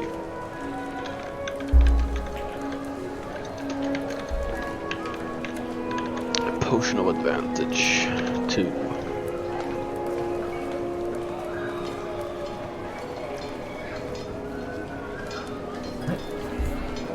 Potion Is of that, heroism is actually pretty good. Yeah. It is, but it's also extremely expensive. Oh no, yeah. I just was wondering how heroism worked. I thought it was just like replicating the spell, but it is not. You take a hero and you squish him down, Just- put him I was through a gonna say- juice. I was gonna say milk instead of juice. And No, that's no, you just No. You milk a hero. no, milk here. you just milk the DM for inspiration, and that's how you get potion of advantage. I'm not willing to go that far. Oh boy. Okay, so I think that's it Okay. in terms of poisons or potions. Poisons. Don't mix those two up. Poison. It's the same. Poison is the same. Yeah, that's some black market shit. Yeah. One make it go. Ooh. One make it go. I mean, maybe they got big rats in Druvenholme and it's just sold over the county. You never know. It's true. Yeah. Just throw, Big rat. throw it at the rat. Okay. I think I am done. Okay. I'm just gonna go to like, I don't know, like someplace to exchange some plat into gold. Yeah, easy enough to do. Yeah. Bank of money. Yeah. Money. Money. United Bank of Money. I smell berries. Anyway,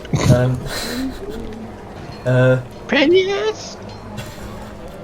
shall we do Vellum and Sayum in the that would be the Sapphire Archives, searching for information on metals. Yep, in particular, the region we're going to make it a bit easier instead of researching metals from halfway across the continent. Halfway across the world, rather. I mean, you know, start small. Focus on where we're going rather than where we may never get to.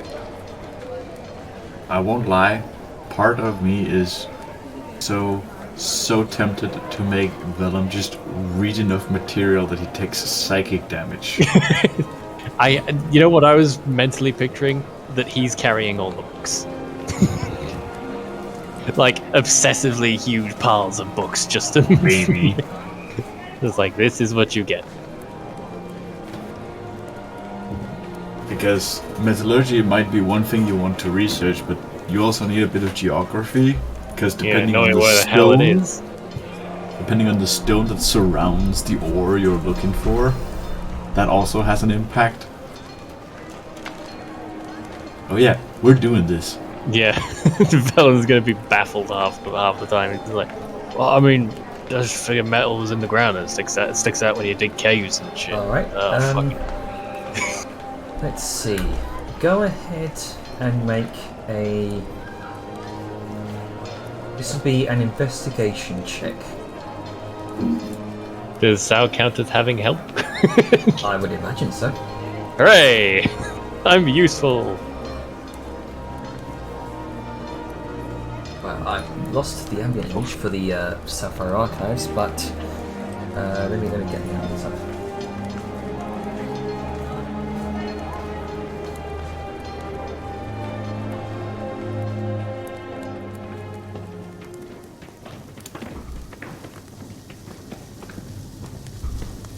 While you do that, I can do some talking roleplay. Assumingly, like, this is during one of the long stints of sitting there reading. Right, so, been sort of putting it off by accident, but, we'll be hitting the Morbog soon. How are you feeling about that? I won't lie, mixed feelings. I'm struggling to find anything positive about that area. Have you got mixed feelings?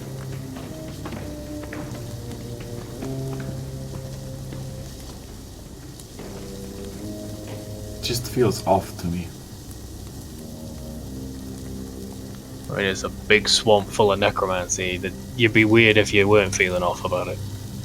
Sao just gives a slow look to Vellum. What? I mean, I'm not wrong.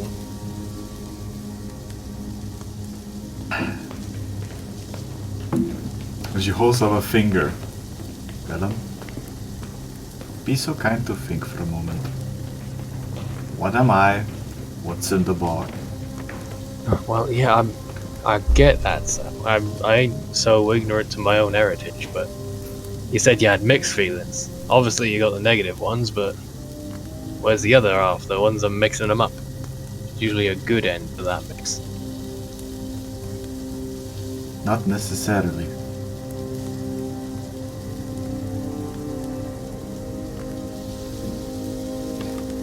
Go on.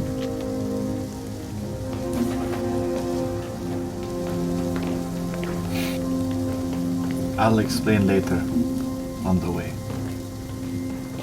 Alright, just don't forget how preoccupied you get with things. A lot of things fall by the wayside. True. Like doing your reading. Yeah, I'm reading. So, as you continue kind of reading for the next hour or so, Sayun essentially being the guiding hand here, you bring up all sorts of books about metallurgy and different techniques and different materials, and specifically searching for the rarer materials in the world. You do come across lots of things mentioning adamantine, which would naturally be the probably one of the rarest materials in the world, but it's not as rare in the in Tanzia, the place you're going. But one metal constantly comes up for you, mentioned, particularly in terms of its almost mythological status, called orichalcum. Well, that's a noteworthy one. Oh, I'm very aware of its spelling. I have experience with that in so many fantasy backgrounds.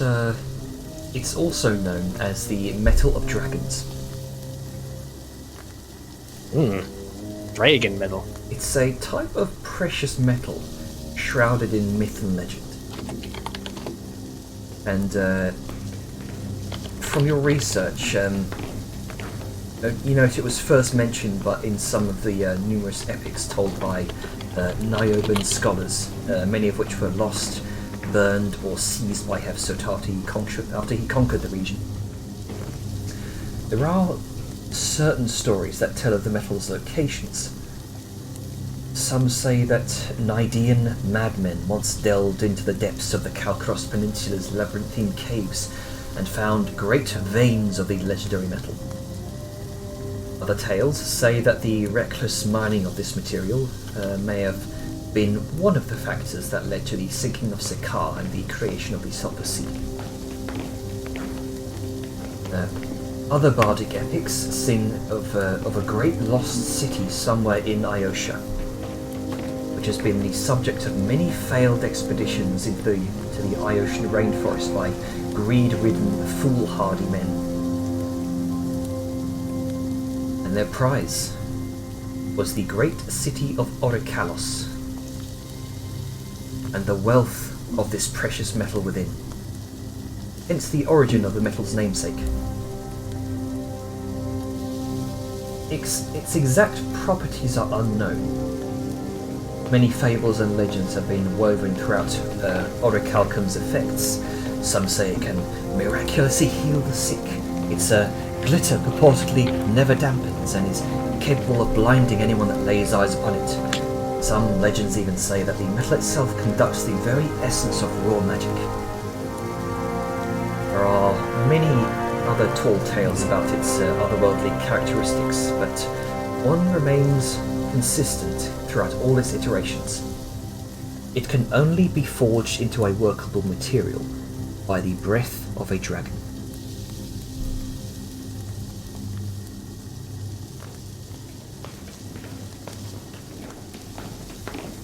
Do you happen to have this written down, Jay? I do. Give me 1 second. Thank you kindly. I got most of it, but there were some key details I didn't manage to get down. Oh, thank you. You will. then. Access denied. Oh, fucking. This is a draft article. Fucking. Okay, one second. Let me It's fine. let me publish that. Try now. Kick. Hooray! Shit, I'm gonna make my life easy. Just put this link in my my sheet. Instead of trying to type it myself. Yep. Magic.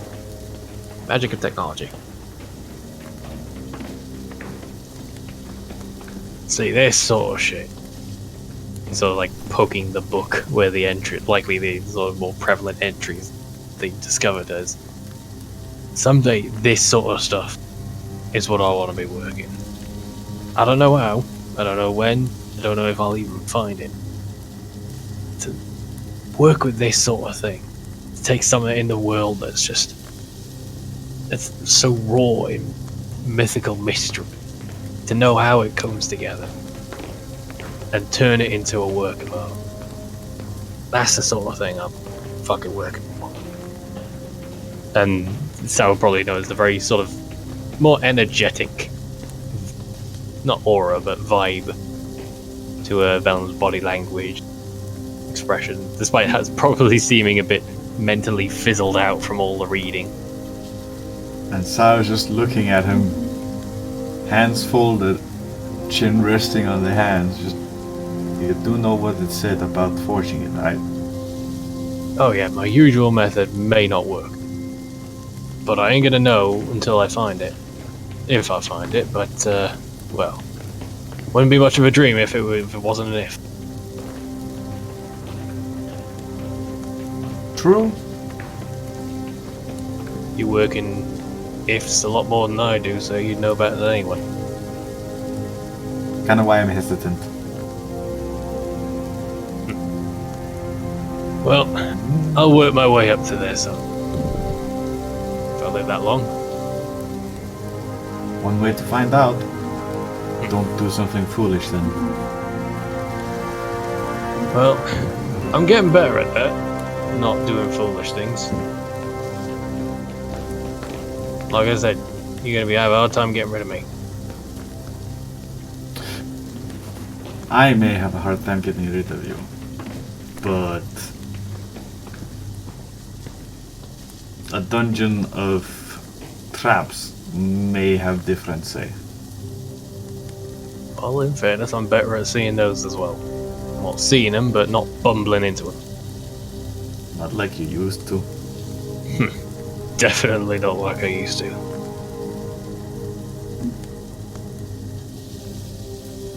Oh god, why is my back hurting this much? You have been reading for a few hours. I don't mind a good book now and again. Fucking hell. How do you deal with this? Good posture and a correct way of sitting. Well, you're gonna have to show me how the hell that works. If we're gonna be doing this sort of thing again.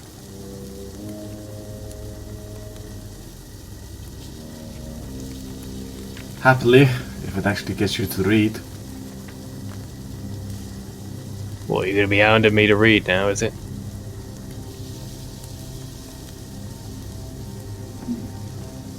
Depends on future readings, because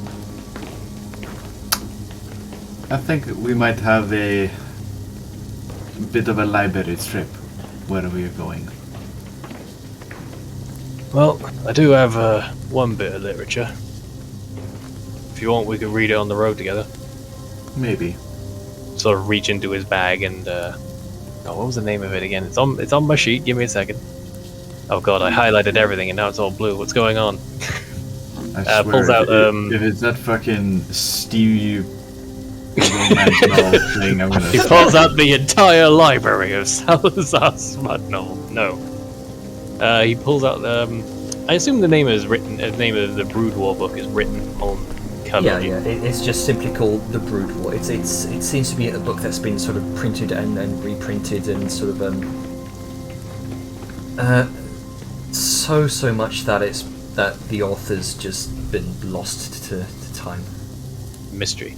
Yeah, he'll pull that out at the title of the cover. Yeah. I picked this up while Liska and I were looking for clues on dragon stuff, and might be a bit chunky of a read for me by myself. Might be a good way to while away the quieter hours. Dragon. If you game.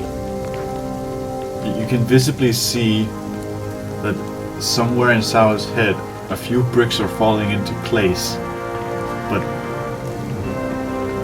Not enough to make a full house.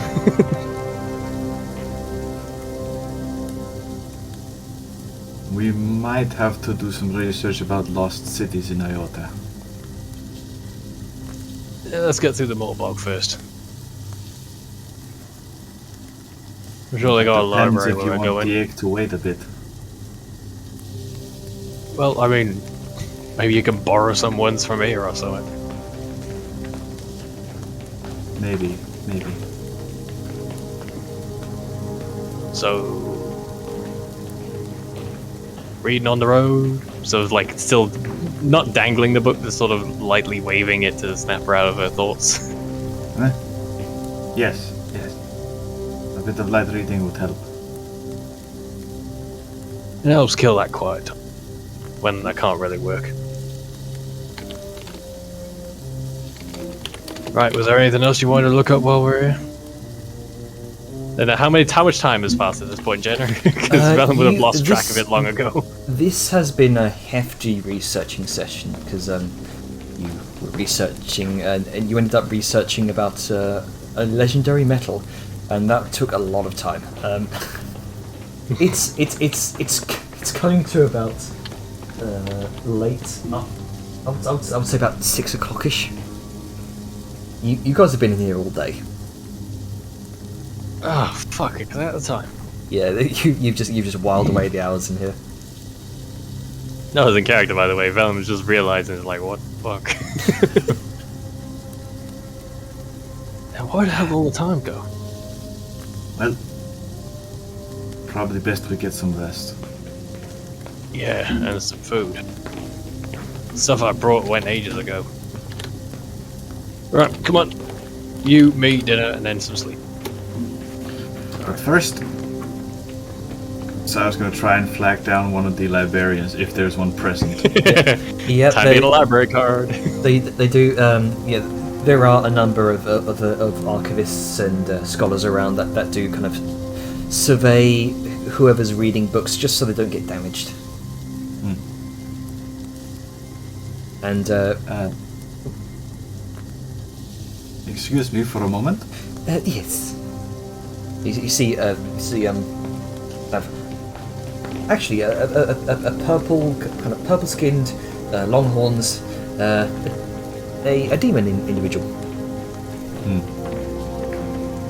I was wondering if you had some books on Iota and possible lost cities.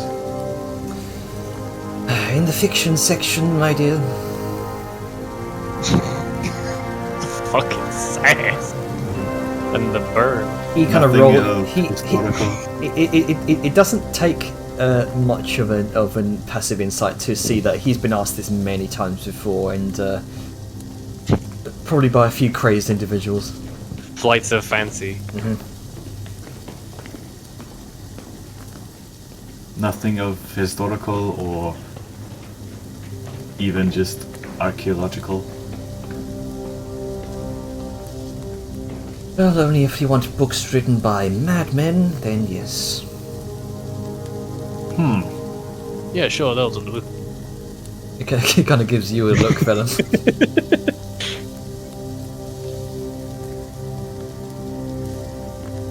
Alright, let me rephrase the question then. And for the love of me, I cannot pronounce the fucking name of the city. Or a Kalos. Orikalos. Okay, there you go.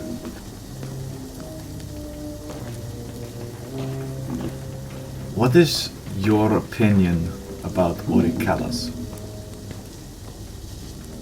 A fairy tale, if you're quite honest. No one's ever found it, nor has it ever been proven to be real. And all those failed expeditions by the Commonwealth into the Ionian rainforest should be self-explanatory.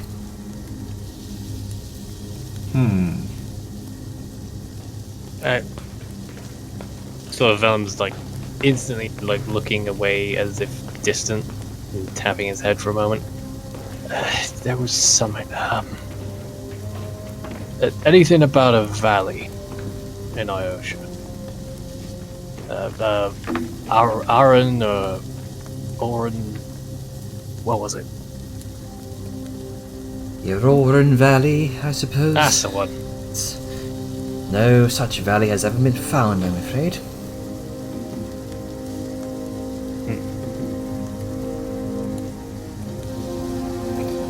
Well, There have been many fantastical fictional tales written by many skilled authors regarding the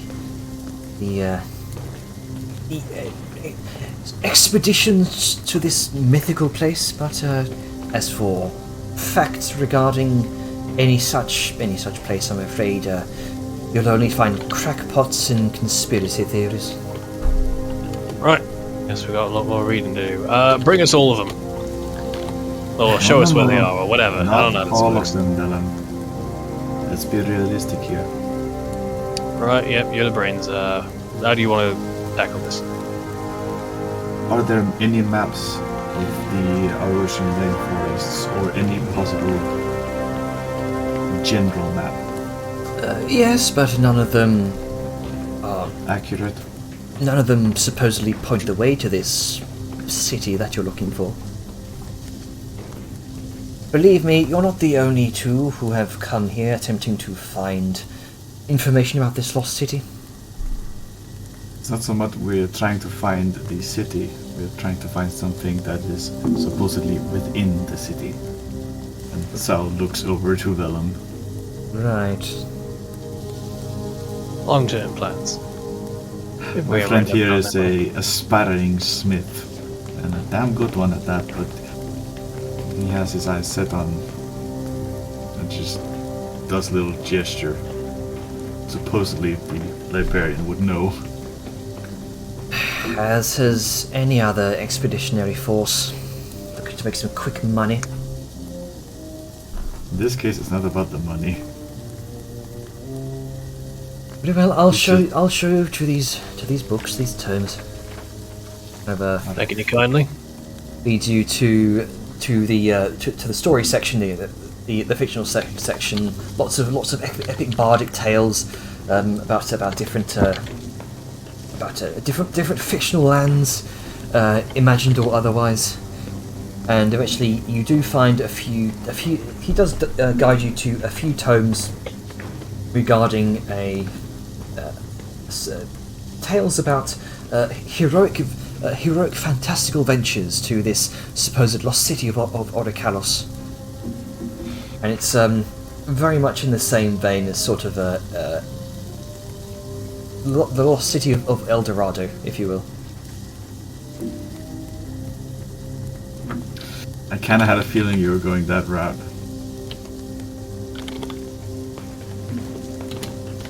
But yeah, Sao is mainly interested in maps and detailed descriptions of areas, and she's gonna try and cross-reference. All right, go ahead, make another investigation check with help from the librarian. Yay, help from somebody competent. 16. Vague information, you are right. It was a fairly high DC on that one. Unfortunately, you don't find much beyond what you'd normally expect for this sort of stuff. You know, tall tales of heroic expeditions across the seas by plucky adventurers, very much in the same vein as like a Sinbad and Jason and the Argonauts, that sort of thing. They're very interesting reads, but probably not reflective of reality by any means. Now I'm going to Anything- ask a bit of a meta question. Is there a piece of the description that stands out as a repetition across multiple sources? There is. Dragons the size of humanoids. Now, that is an odd detail to have be a common occurrence. Humanoid dragons. Dragonkin, if you will. Dragonborn. Gross. It sounds sort of nods. But ultimately, that's all you can gather with a 16. Well, that's fine. Well, that does kind of make sense, given how you work the stuff. Got, like, dragging people about, that's probably making it easier.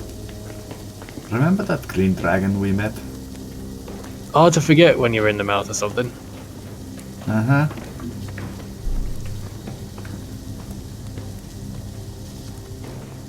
What about it? Got thinking. Kobolds swarmed dragons to serve them. But one of those there was bigger. A lot bigger. That was more lizardy dragon, wasn't it? That's the thing. God damn it, fucking hell. Cloakened. Ugh. Okay. Well, You fucking broke my brain, dude. I'm used to breaking them, so it's okay. Oh, jeez. So you're thinking there's like a bigger dragon, so that the kobolds are the place of these like dragons, the human-sized dragon. No, what I'm saying is there's a lot more reptilian humanoids out there than we might think. Well, I mean, it's not hard to believe. But that begs the question, what else might be out there? Next thing you know, we might see bipedal rats. I would not even be surprised with the shit we've seen. And I'm sure we'll see a lot weirder shit on the road. Imagine that. Cheesemaker's worst nightmare. Walking rats. Right, found everything we need. Do you need like copies of anything or anything? No, I think I have everything that is worth keeping up here. She sort of taps the side of her head. I might look for more as we go on. Right, well, think both our brains could use a rest. Food and some sleep. Alright. So, we'll say for the sake of brevity, you all eventually meet up with one another. In an Sorry for sucking up so much time. It's not my fault I came across plot. No, it's just... No, dude, it's cool. I took time. Yeah. You all eventually meet up in an old stomping ground of yours, the Golden Lodge. Oh, yeah.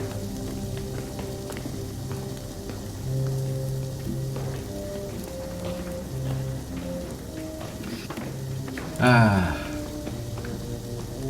A familiar bed.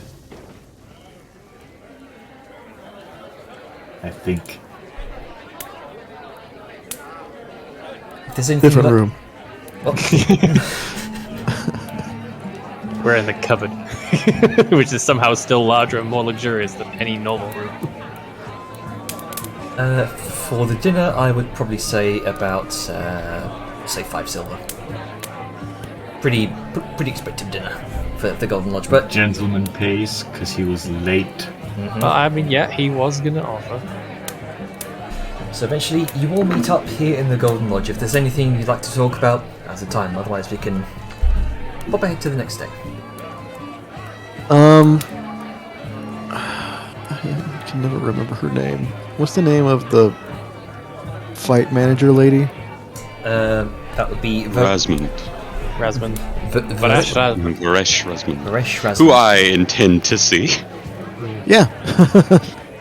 Ditto. If she's in town. I mean, yeah, she very well might not be, but the Golden Inn was the one that, like, you talk to somebody and they find her. So, yeah. Liska is, I guess, going to go with Argrim to procure funds. Gonna fly. Where my Have money? you seen the big lady? About 4 me tall? She can't be that tall. Sure feels like it. Tall lady. So I will find the big lady. Alright. And we'll go get paid. I mean, pretty hard to miss her since she's basically the tallest thing walking around. Yeah, she's easily, like, 2 dwarves tall. Like, walking through Dunhollow and everybody comes up to her waist. Yeah. Ain't Liska like 10 feet tall? She is. She is. She is significant. She maxed out the height slider in the character creation menu. Yep. So she's like 2.5 dwarf tall. Yeah. Give or I mean, on average, yeah. yeah. She's big for mountain folk. Arngrim's short for dwarves, but he's white. He's white, and that's where it matters. It's more girth than length, you know. It's not about how tall the casket, but how wide the barrel. Nice. I'm gonna. Okay, so Since we get back in character before this spirals. so you What you saying? What are you this isn't talking in about? character? This is an This in-character character. Oh, discussion okay, between- my mistake. How could I? Between Liska and Argrim. Yeah. Anyway, so Okay. yeah, we're gonna try to find Varesh. Yeah. So you kind of speak to the you speak to the bartender. He kind of raises a brow. Oh, fortuitous. He's in her usual room. She told me She that. turned into a cat. Sorry. He's just Oh, he's just fantastic. menacingly petting a cat. Yeah. Oh, much better. Sorry, I couldn't resist. One second. It's just the cat complaining about the rats walking again. I didn't mean to interrupt. It was just too good to pass. He's been polymorphed. God, could you actually imagine that? Be hilarious. Also, fuck you, Craze. Putting it in the main chat. Right. Okay, so as you talk to the barkeep, yeah, he said, "Hey, fortuitous. She's in the usual room down below. Said she'd be expecting someone." That would be us. Thank you. Liska's gonna give like a side eye, like, wait, she was expecting this, and then just kind of like follow Arngrim down. Weird. Like, are we Nice. about to interrupt the meeting or something? I do not care. A contract's a contract. My first business, collect our retainer pay, see if there's any job we have to do, then go about our way. Makes sense. So as you make your way downstairs into the room that you were in before. Strange. She seems to have picked out this room specifically. And as you open up, you can see she's at the other end of the table, arms folded, or the kind of fingers steepled, and surrounded by what was once 2 mountain guards, bodyguards, are now 3. And the third is a lot taller than the other, matching even Liska's height. Ah. Why are all of you so fucking big? As he just kind of leans up and over and whispers towards her, I guess whispering at her knee. It's like, can I see what kind of person or creature is this other individual? It is a mountain folk. And it looks a lot more intimidating than the other 2 guards. You could imagine almost a mini boss scenario with this guy. Oh, God, This was just like, I can take him. Yeah. Is this like, is this the fucking comically large bodyguard with like 2 smaller bodyguards. Yeah. Oh god. With just Varesh sat in front of them, just not nonchalantly, just looking over towards you with a grin. I'm glad to see you back in Druvenholme. We have returned. I expect you have come to receive your pay, yes? And of course, see if there is any work yet. We have been rather boastful about the hammer strike, trying to build our reputation. Oh, I have certainly heard all about what you have done, especially in Druvenholme.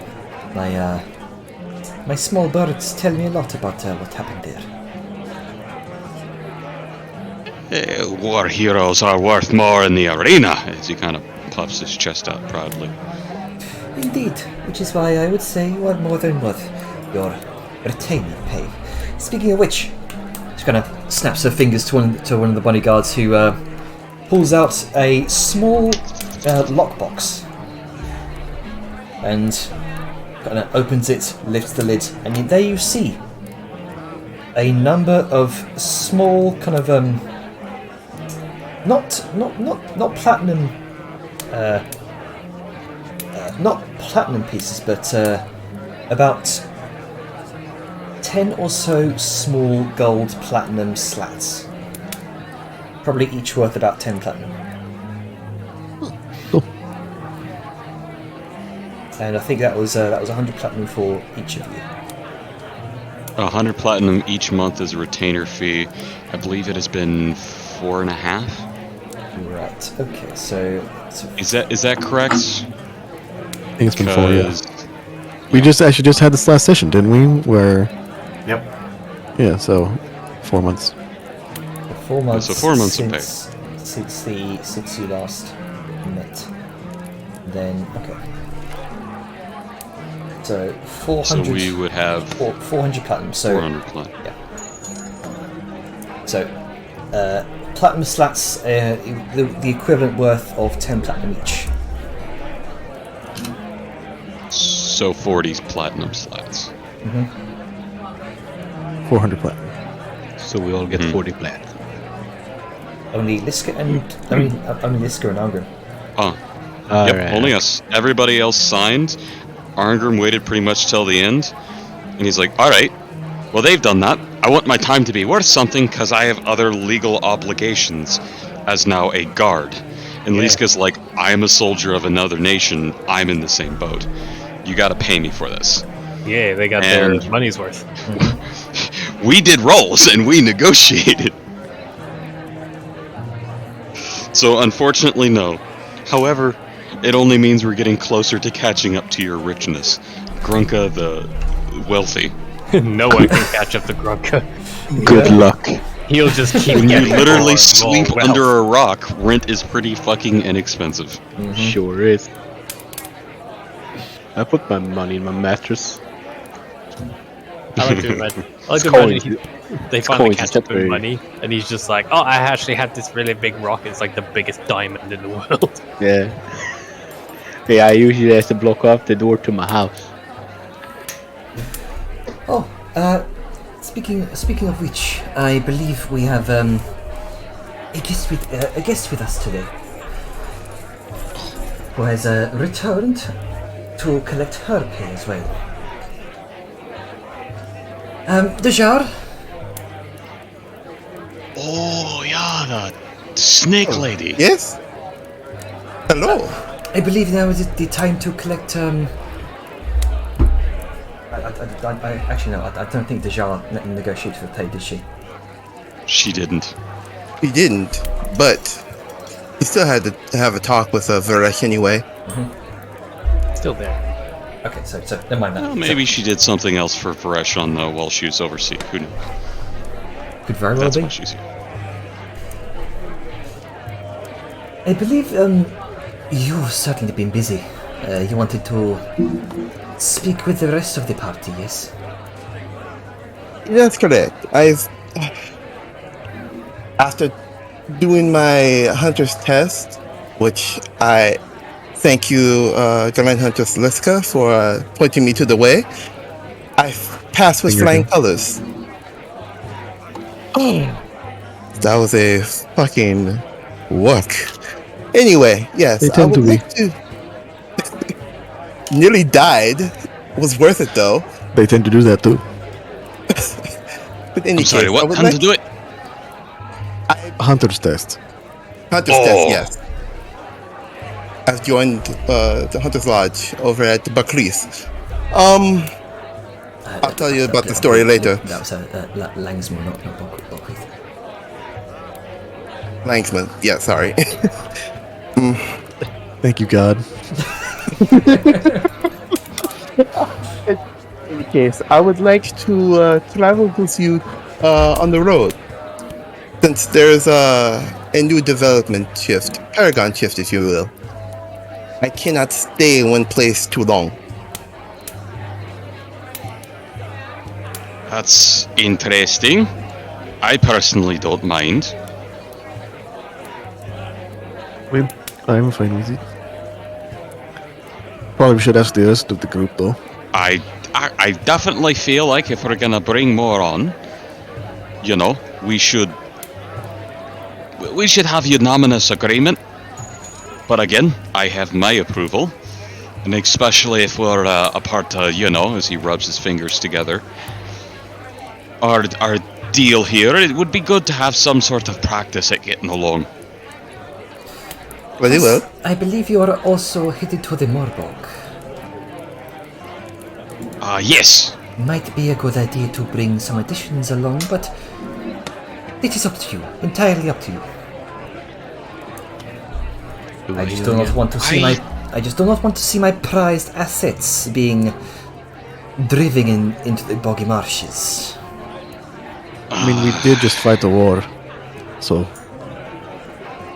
This is true, but goblinoids and greenskin are far different in the virility that is undeath. I've heard stories about that place.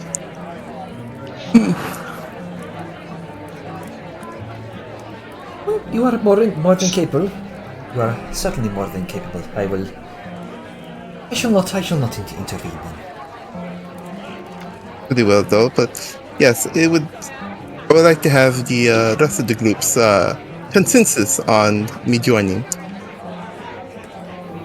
It would be nice to have a more skilled arcane caster, just to give us some of the utility that I lack as a divine source. Fuck Sal. She's No, that was out of character. That was out of character. I know, Shade thrown. No, Sao is a valuable member of the team. She provides. She is, but there's a difference between a full wizard and a third caster. I mean, she's literally a half caster. Yeah. It was just I funny. don't get cantrips at all.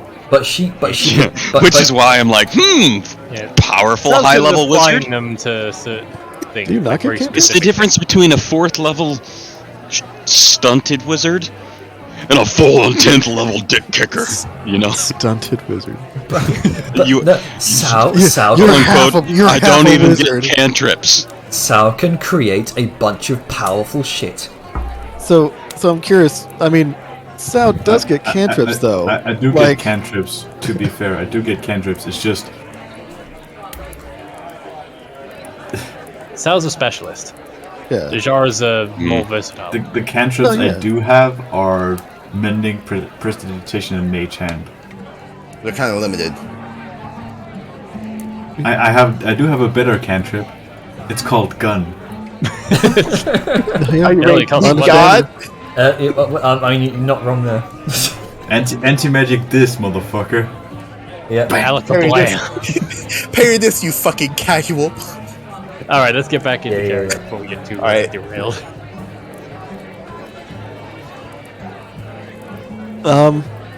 So I have a question.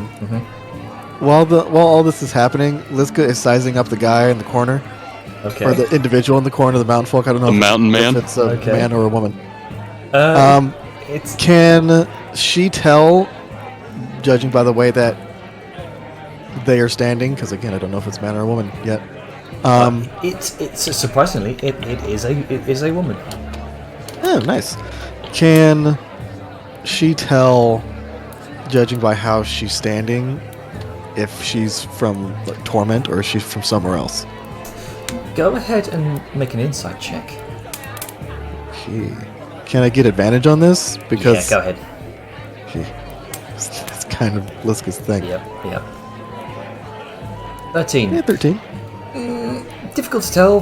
Bit of indulgence in there. Probably did a bit of work for guarding nobles and possibly some gang members.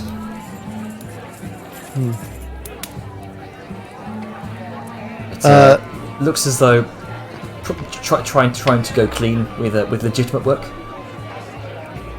Gotcha. Well, Liska in Demotic is gonna be like, kind of give like a little half like head tilt, or not head tilt, like, chin thrust, like where you like kind of lift up your chin a bit, like what legion? Steel. And it's just one word. Just woman, a few words. This one. Battalion. Sorry. Battalion.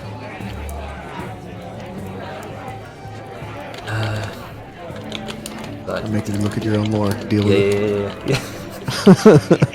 Bullying the demon in his own settings information. I know more about this very esoteric subject than you. Not my own lore. No.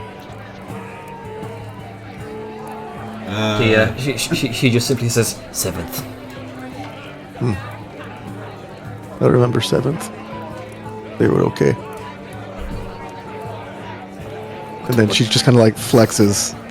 It's like, and then kind of like dismissively turns away. You said as you kind of flex, she sort of does the same. I'm gonna mountain folk off. I'm gonna just go ahead and make a strength intimidation check for me, real quick. Okay, sure. Why not?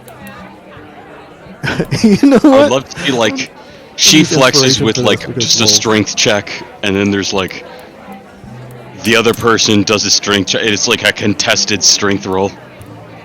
21. See who's got the bigger muscles. Oh, nice.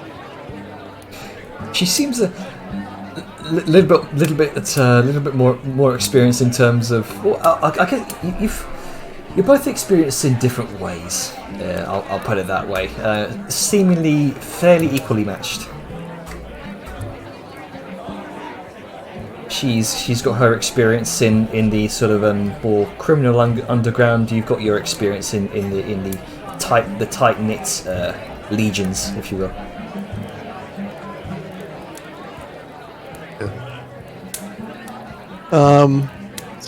So once that's done, Liska's just gonna turn away, look back to the group. Like, this is a small side exchange. Yep. Like in this entire conversation, where she just like says stuff in demonic for a second, and then like turns back.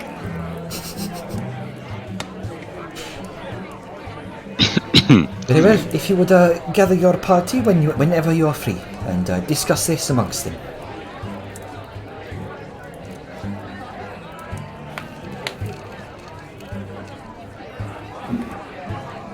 I believe I have done most of my business here. You have been paid as per our contract, and I have delivered Sharon to you, Dejaran to you, so that you might reach a collective decision about her further involvement in your group. This seems fair.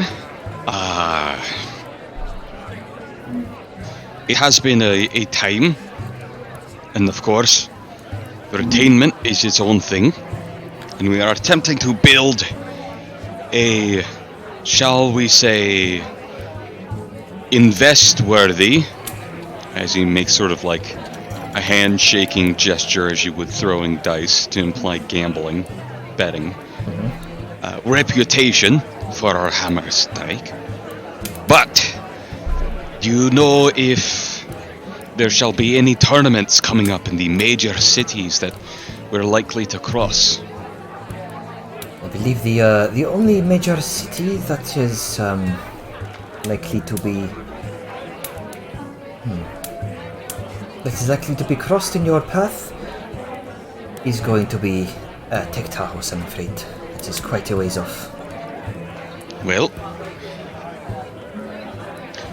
do have our wealth prepared for when we arrive, and I would love it if you arranged a fight as well.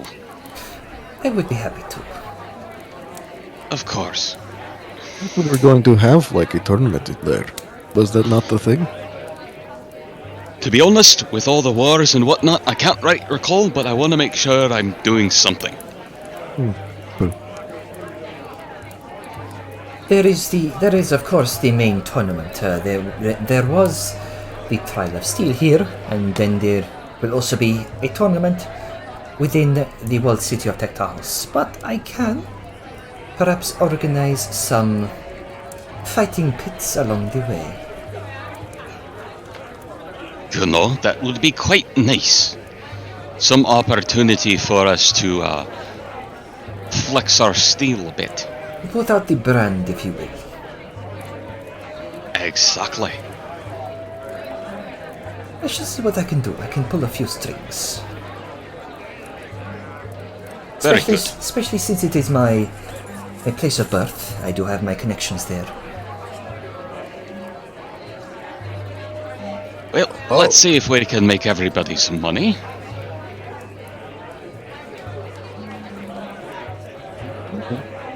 Very well then.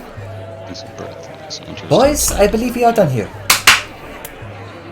With that, she kind of gets up and makes her way out along with the others, her other bodyguards, and she the larger bodyguard kind of passes you, Liska, gives you kind of a chin up, a nod.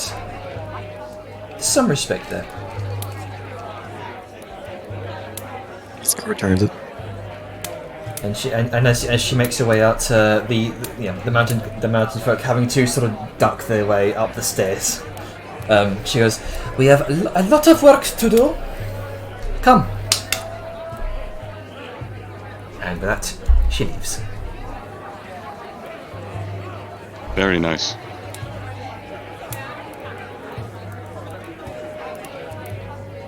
Alright. I Hey, guess we're well- gonna bring Dejar to the party. That seems Yeah. to be the thing. Gloss it over it moment. Arngrim's gonna suggest let's swing by the bank. That's probably a good idea. Yep. If not, I'll do it and I'll just catch up with you. I'll get a cart. It's easy enough. It's easy enough to do. We're not going to go into a whole spiel about that. You can easily exchange your coins. No, you must in Well, character fill out 5 forms. You know, this isn't Balthazar anymore. Yeah, He's not doing that kind of paperwork. Do bank slips exist within the Silver Kingdom? Like, I can take this to a capital, say, it's the equivalence of a check from a Right. bank. I imagine dwarves would because- have something. wait. Yeah, I imagine be like, Like a hey, stone here's the tablet. slip, you know, or something like, you know. I meant honestly, it's probably one of these. When you deal with large money, it's probably a little platinum slate Yeah. that itself is worth something like, all right, Yeah, you got it's- 500 gold. You know, here's a platinum slate worth 10, and you get a check for 490. Yeah, You know? it's going to be the small kind of slats that are worth like 10 times what a gold coin would normally have.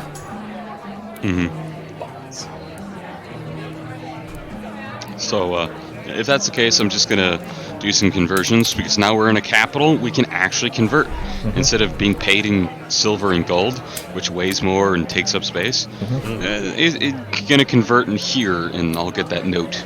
Okay. So that way I don't have weight. Yep. I was There about you to go. say I don't have to worry about that because I'm poor, but then I remembered I have 30 platinum pieces.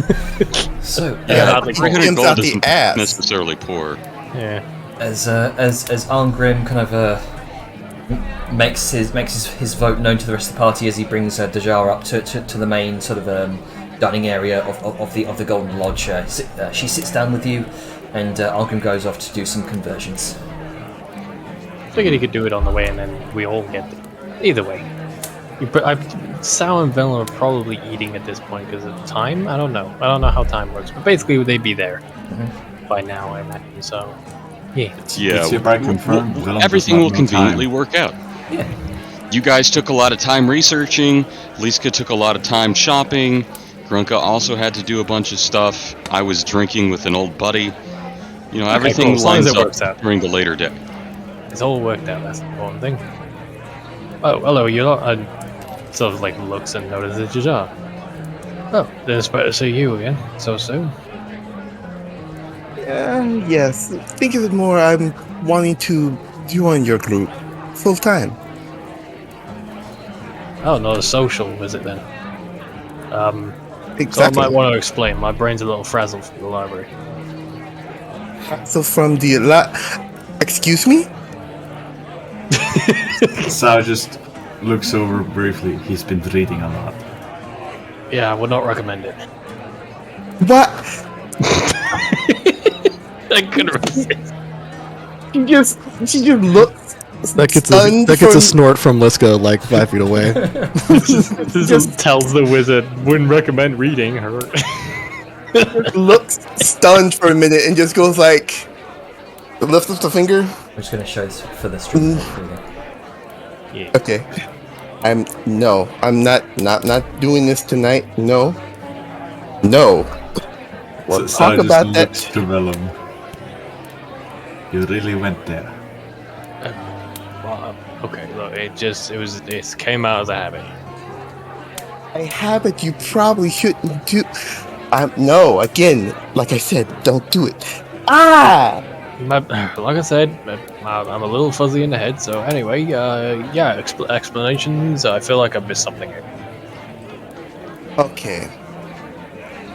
Do you want the long story or do you want the short story? She wants to I've come been with reading us. long stories all day, so short one, please. She wants to come with us. Yay or nay?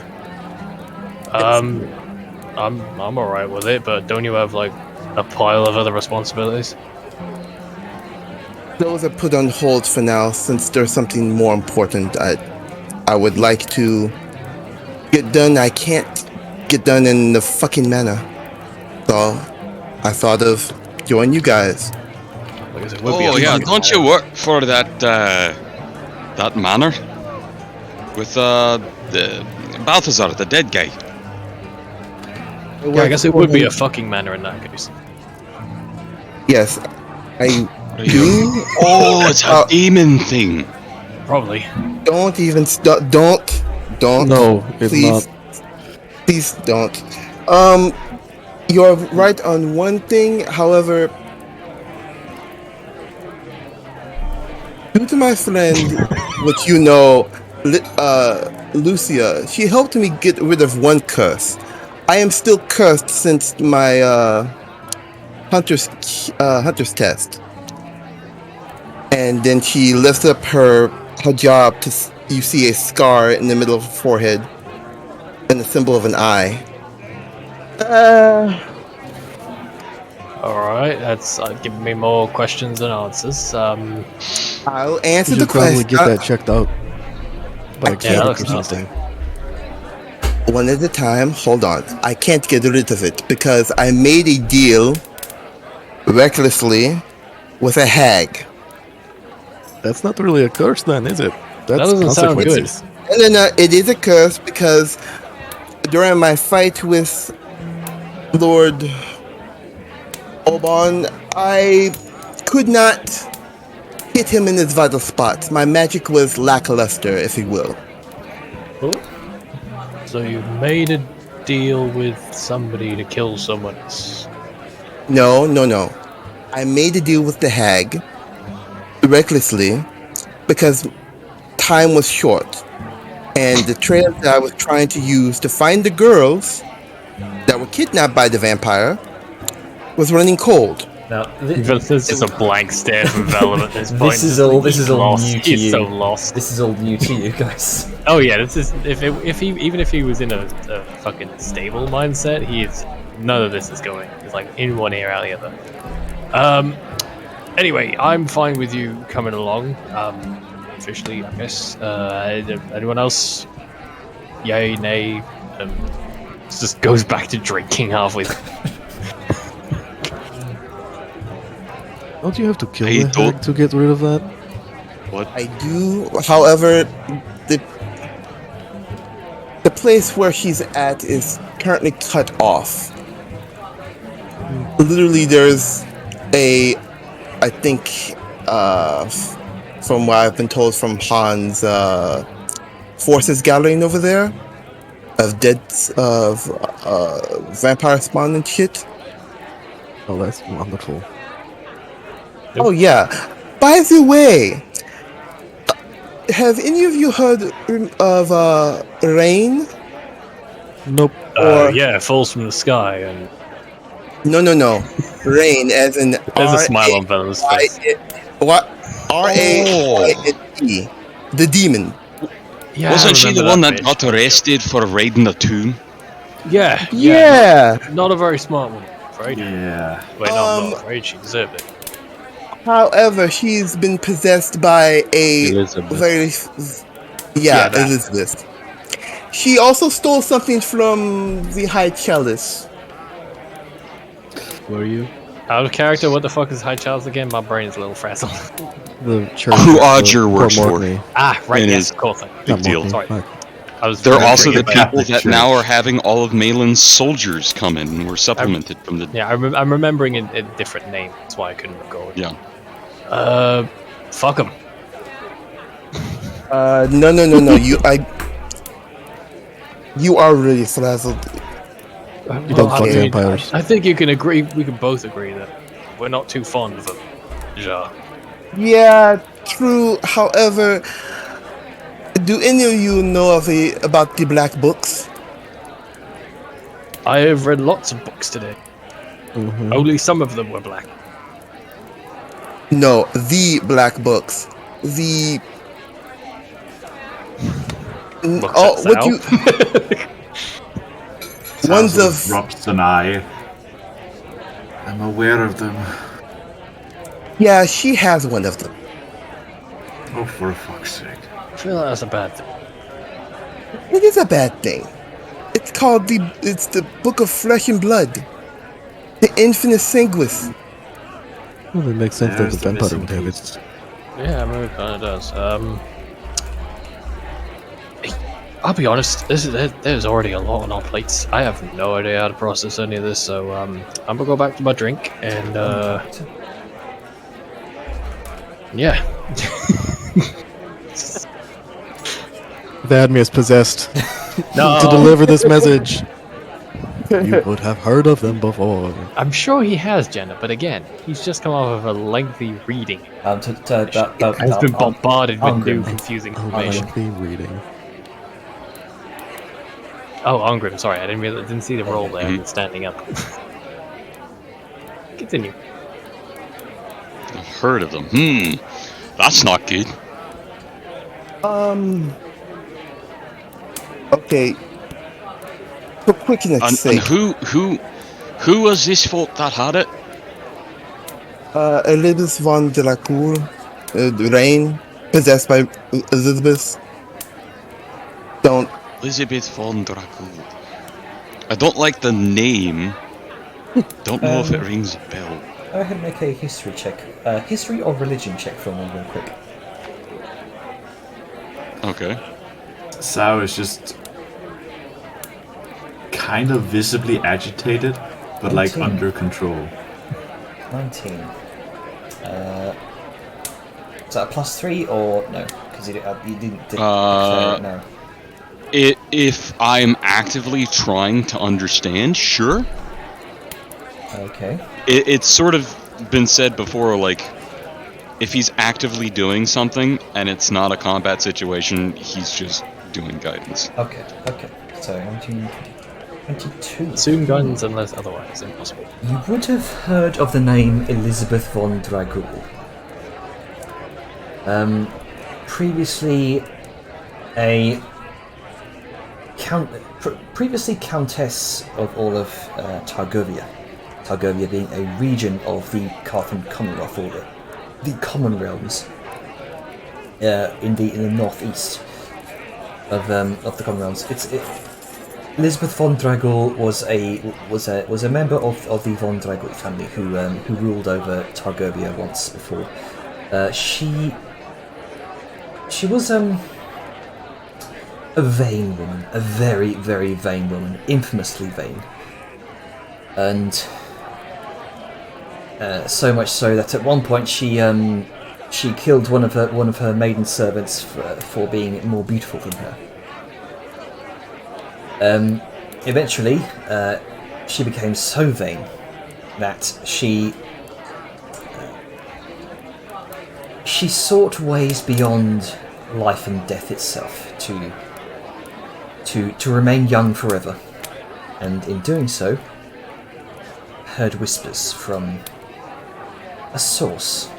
It's unknown what source it was, but stories tell that this source taught her the means to become one of the first vampires. She from then on became probably the most infamous vampire in history, and was killed about 2 centuries ago, I believe, by Hans van Richter. Which is odd. Hans van Richter must be very old. And Liska, you would have heard of the name Elizabeth von Dragul. She and her kin, the Vampiric Order, were a plague, a blight on the Hunter's Keep. Attempted to infiltrate it and destroy it from the inside out. Before the Vampiric Order was forever banished from the rest of the Hunter's Keep. And many of the Order of the Lycan have a special hatred for the Order of the Vampires. Vampiric Order, rather. Especially Hans. Yep, this is all in the what the fuck is the term I'm looking for? Like the Archives? Introductory book Yeah. for whenever you become a grand hunter or huntress. Yeah. It's like, okay, here's history. There's gonna be a short test on it, so make sure you read. Here's a list of people we really don't like. Who must be killed on sight. Yep. Yeah, and from after Hans slew Elizabeth von Dragul, he became the most infamous vampire hunter in history.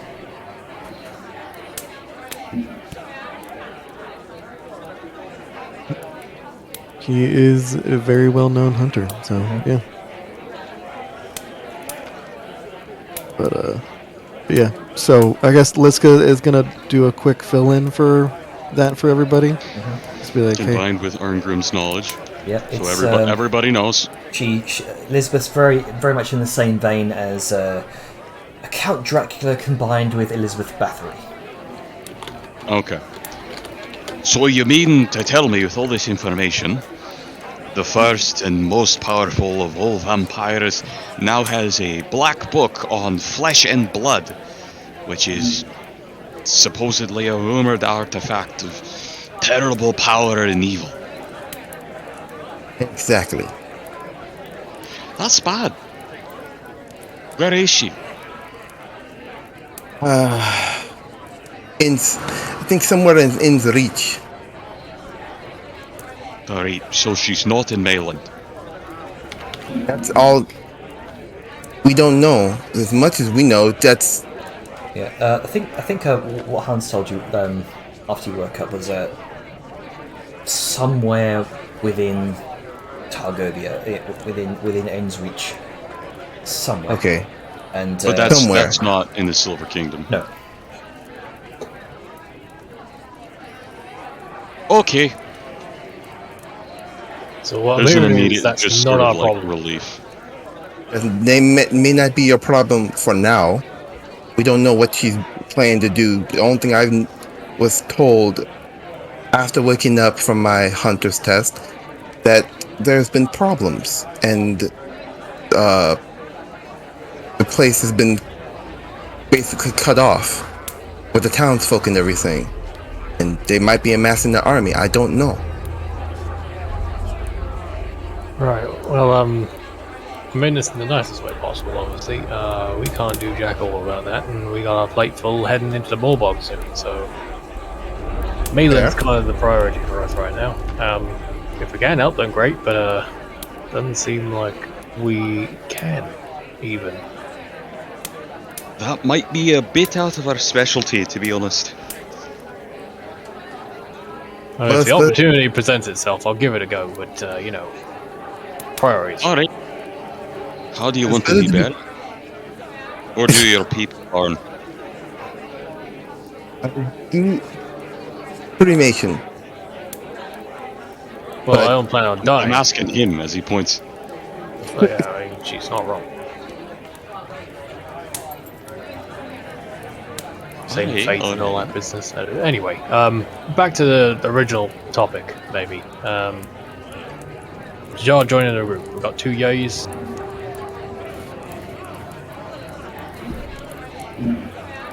Grugger, what do you think? It's just like in the deathly silence turns down to where he assumes Grugger might be because he's always somewhere.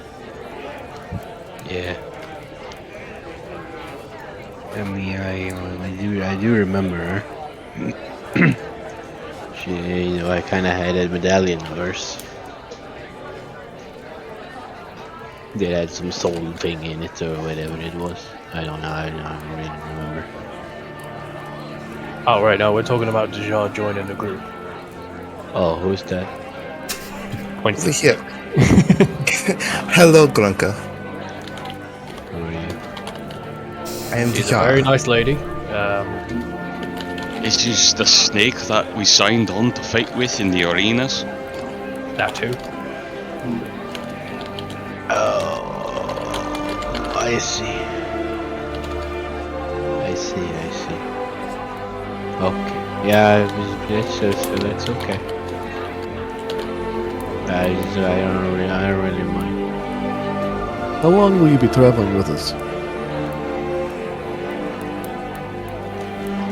And also, are you attuned to the Nexus? Oh, I am very much attuned to the Nexus. Okay, and the first question?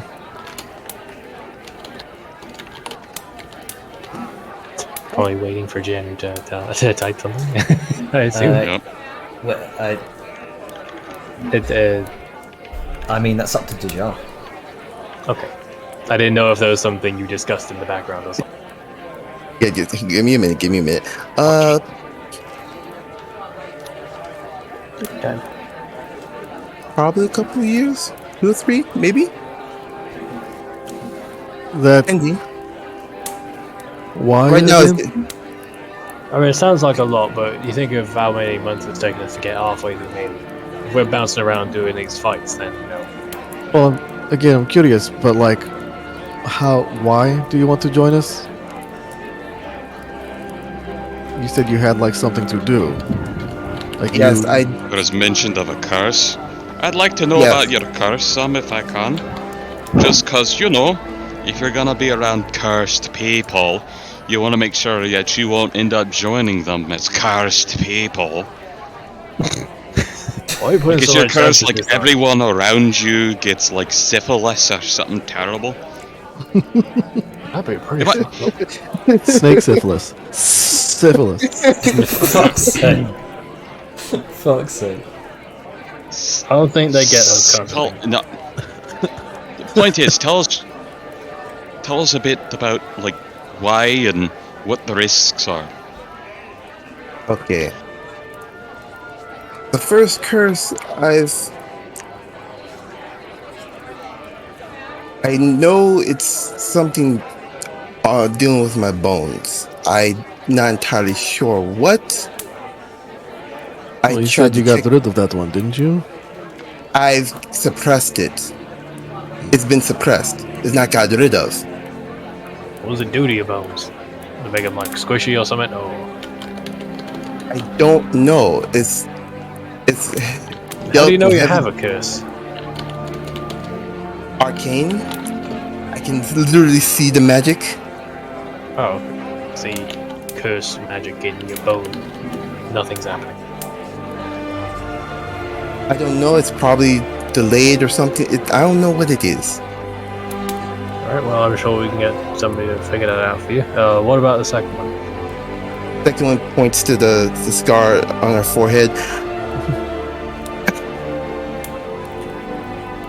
Out of character, she can't do any critical hits. Oh. They just normally just can't do any. Just a regular hit. So your strikes ain't hitting home as effectively as they could. exactly. That was the trade-off with being able to scry at will 3 times during the day. Can you still do that? I did it in order to help with the tests because I was being hunted. So Yeah, but can you still do it? I can. Like Nice. Well, that's good.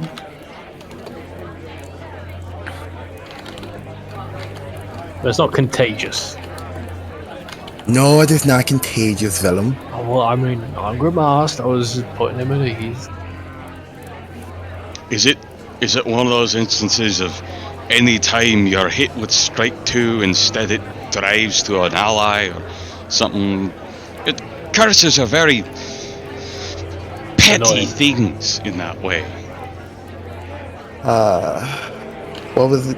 Okay, our character, gender, what is the wording of the curse exactly? So,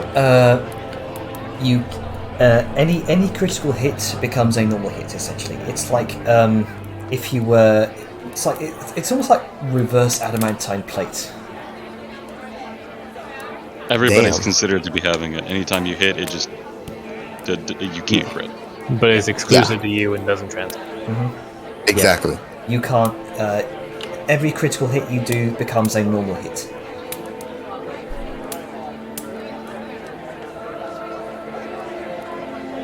And of course, in exchange, you can scry 3 times per day.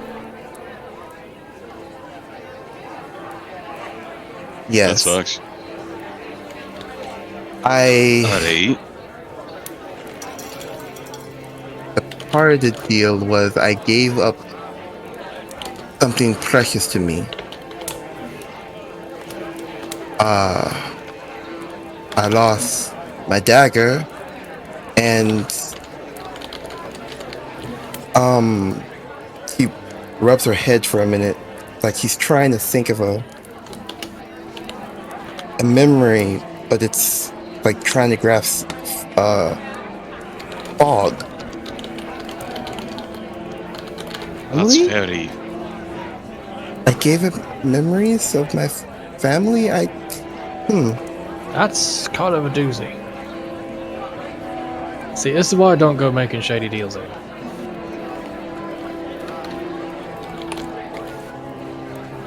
Well, hope it's worth it. Yeah, I mean, honestly, we'd probably try and see if we can get that fixed at some point. Because, that doesn't seem like it's worth the trade-off. The issue is, I'm pretty sure if you remove the curse, you remove all of its effects, including the benefit. I mean, at that point, you get more negatives than benefits. I mean, forgetting things, losing some of it, and then also not hitting as well as you could. That's a lot to give out just for some extra something. Well, I think you're good trying to say so. Hello. Hello. I had a curse once. How'd that go? I just went to the temple and just like threw a spell and I paid her and I left. I figured Jar's probably only tried that, and then he would look at her. You did try that, right? I did. Okay. No go. Well, I'm out of options. I mean, we come across some weird shit on the journeys. We'll find something. Back onto the bone curse. My bones need to be healed. I do know there's some markings on my bones. I know where, since I can see the arcane, but Hang on. I How could you don't see know your how. own? How could you see your own bones? Yeah, It's that not. makes sense. It's not seeing the bones. I can see the magic to my bones. What?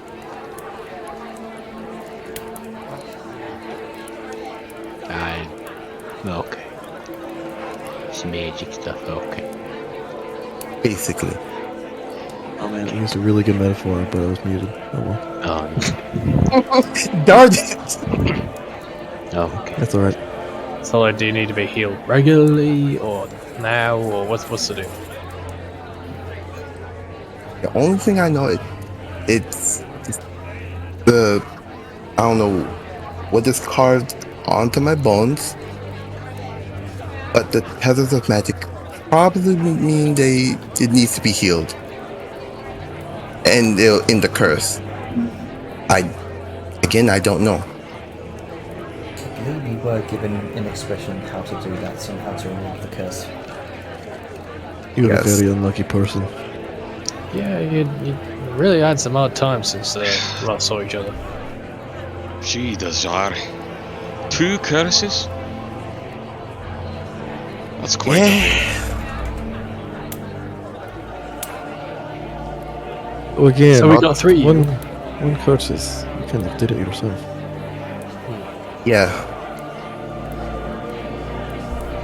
Need Right, to so, press the pen. So we got 3 yays.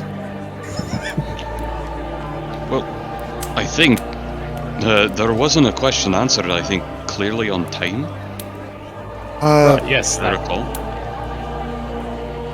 said like a couple of years or something, but you didn't seem sure. I'll put it down for a year. So, and your purpose. So, again, just to try to get all this out in the way. So, what is your purpose of traveling with us? To be completely candid, I'm also trying to help look for a member that is down. You know Siren, correct? Yeah. Yes. He's been kidnapped by the Candyman. That is the least intimidating name I've ever heard. Handyman. Yeah. Did you say Handyman. handyman? I heard Candyman. No, handyman. I heard Candyman. Yeah, legitimate. you said Candyman. Okay. I meant handyman. I can't. But It's I mean, if you fine, think I that's just- if I'm you glad think that's I'm not not the only intimidating, one say who heard Candyman it. in the mirror 5 times. That's all I'm saying. I'm so glad I'm the only one who didn't hear Candyman it. can. Rewinding my statement. Yeah. Fuck it. Well, Kidnaps you with a lash of black licorice. I mean, I'll be honest. I mean, I'm sad that's happened to her. Not entirely unexpected though. So you look out here looking for her, and you figure you can have a better shot traveling with us. exactly. Aren't those the people that came and tried to kill you? Yeah. Siren was part of the group at the time that put an end to some of their businesses. He sort of does air quotes for business. He seems like an asshole. He is. Using little children to mine in an erudite mine. Yep. Yep, that's very asshole behavior. Yep. Put a stop to that right quick. I mean, if you want to make it easy, you can just say until further notice that you're with us. Putting tires on things just muddies the water if you're here for a purpose. Well, it's good to sort of know how long and why. Well, true. If she's here to find someone, we don't know how long that's going to take. Could be a year, could be a couple, could be next week. That's true. Yeah, I mean, just to ask, like, are you sure that going with us would benefit your search for Siren? Honestly, yes. Well, I don't know about you and me, Liska, but y'all were part of the Black Hand, weren't you? You signed up what for in the arena. I was there to watch that. Was, yeah. Phil, It was an impressive feat. it was. But wouldn't it sort of make sense to adventure with the people who are friends with the person that's kidnapped or part of their group? Like, don't you all work together? Yeah, don't you have like some people you work with? I think. Yeah, I remember. You do, don't you? No, I mean you, as he points to you, Bill. No, Like, he worked.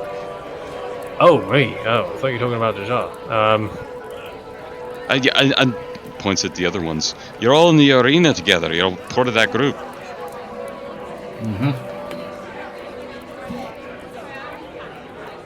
Well,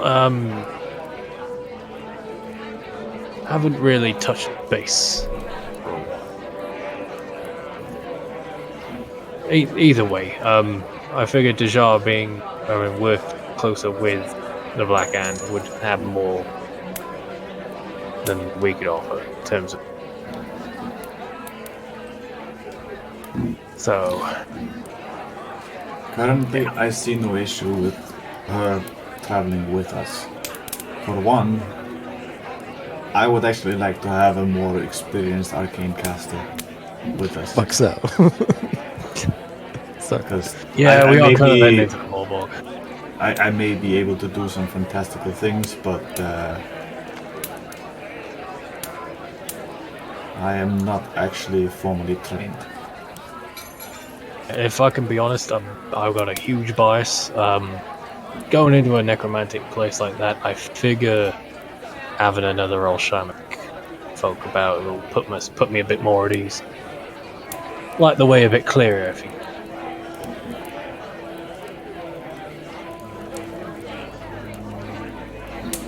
This is kind of a turn. Oh, so the cleric doesn't help you at all then. I see. No, it's more holy power on our side. The more the better. There's another blink. Ah, yes, from the skilled arcane. Of course.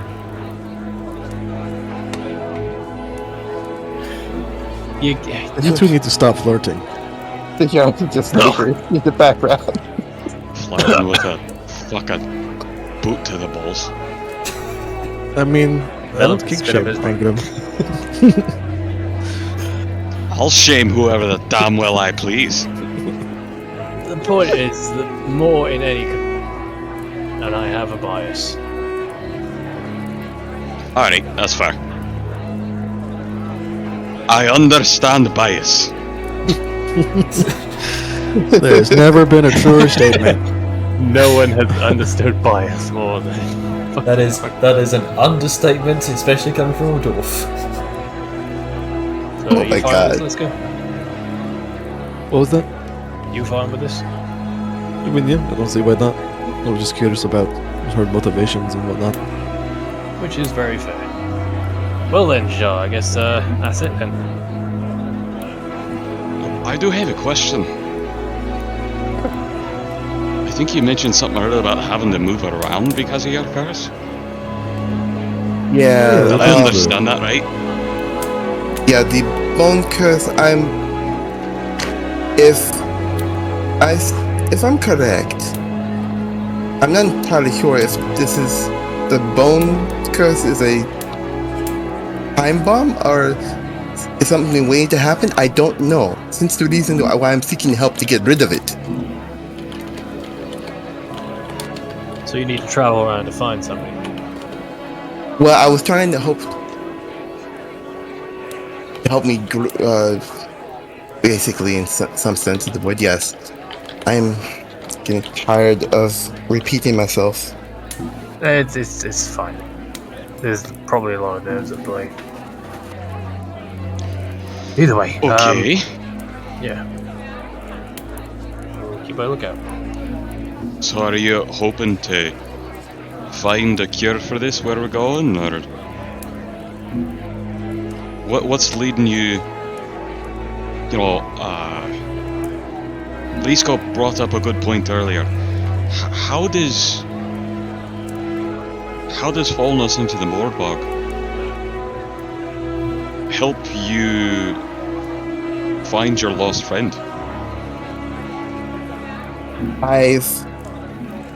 During my travels, I've actually found leads that the handyman could be in Takahos. Oh, And That makes a lot more sense. That's all do it. and she's gotten by the handyman. Okay, yeah, even though I'm connected to the Nexus, I can only go so far as the Shaman Mantle. I have not actually been into the main city, so if I had to join the Security Council, how did you get connected to the Nexus? That is a damn good question. That's a very important thing that is of extreme importance to the Silver Kingdom. Why do you have access to that? you know the Sapphire Assembly, correct? Of course. Okay. Liska shakes her head no. She's like, that's magic shit. She doesn't know that. Let's say that I didn't understand, and there's a glance up to Liska. Explain. It is an institute, several institutes around the world who help control and regulate magic in the sense of those who are corrupted, like fallen paladins or clerics, or blood necromancers who have not paying their fees, or what they've done is wrong. They have certain people who are bounty hunters to find said people like that. They also make sure that on the cord is followed to the letter. So you're Sometimes. basically like the magic guard. Basically, Are you one of those characters? I am. Oh. So you're... He kind of slaps his head. You're the Inquisition, Yes. but not tied directly to Carthag. Exactly. You're... The That's Sapphire about Assembly is Malin's... under Malin's domain, right? Or is it international? International. The Sapphire Assembly is definitely under Malin's domain. Oh, Okay. Whereas the actual Inquisition is just straight up Carthag. Yeah, it's a different magical societies across the world that they're sort of loyal to the nations, but they all kind of convene every now and then on like matters of magic and regulation and such. Yeah, got it. So that's why you are bringing up the Black Book. exactly. See, I in context, understand it that. makes a lot more sense. Might I make a suggestion? Sort of phrase who you are and what you do before you start telling us about all these names and things. It definitely gives us a bit of a perspective. So if I were to summarize, you aren't just some wizard that we've signed up with. You're a part of magic law enforcement, meant to keep certain accords in the like. Oh well, That's correct. is that right? Yes. But you also know this Siren person is. You work, I think you said, yes. for her, and she's been kidnapped. Yes. He was a person of interest to my group, and for her to be suddenly disappear. For her to be suddenly disappeared, it raises a couple of eyebrows and several questions. Not so good. Alright, making sure she's not fucking off doing bad things, or somebody isn't taking her and her knowledge to do bad things. Sort of like that book you mentioned got taken by somebody who shouldn't have that power. Okay. And this is while that other fella is dead. So you're trying to go to Tekta House, because the handyman, not the candyman, the handyman took her. Sorry, I have a wee bit of case of dwarven dyslexia as he wiggles a flask. I'm The taking that handyman phrasing. seems to have taken her, and you wish to travel with us to Tekta House to investigate that matter, which might be good, considering, as he looks at the rest of the party, you adventured together for a time and are kind of with him. He nods. Yes. It is hard to get paid if your boss is kidnapped, isn't it? Yeah, it just kind of is. Alright. You have a curse. One's on your bones, another's sort of on your brow. You can't really strike enemies in their weakest points, and your bones are kind of fucked. Yes, I'm in the pickle of you, as you would call it.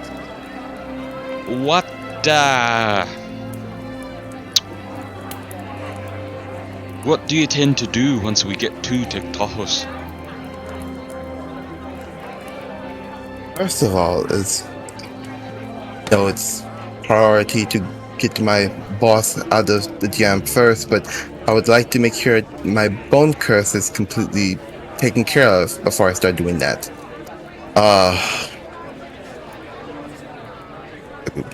I don't know what it would do, and if someone had the knowledge of it, I don't know if I would be useful.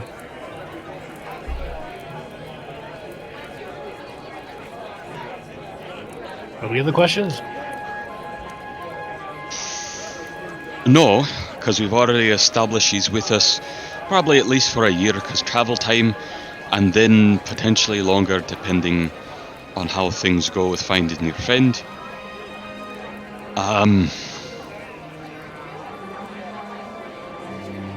So this, she'll be joining us day to day. Oh, I need a drink, hold on. Yeah, I agree. I am going to go get drinks. And he'll stand up and walk towards the bar. He just sits, just sitting down, just her head, hands over her head, just rubbing it like, How do you think Paul Mellon... Take off his hat and hold up a mushroom and sort of just like roll it between his fingers a little bit, deep in thought. I got concerns. Just light it, about curses. take a hit. Yeah. Velen brings everyone a drink, and 2 for him. Anger. Ah, yes, the thinking man's painkiller. Anger. Yes. I just don't want to think anymore. Can I have a mushroom? Oh, yeah, of course. Thanks. Because there's nibbling on it.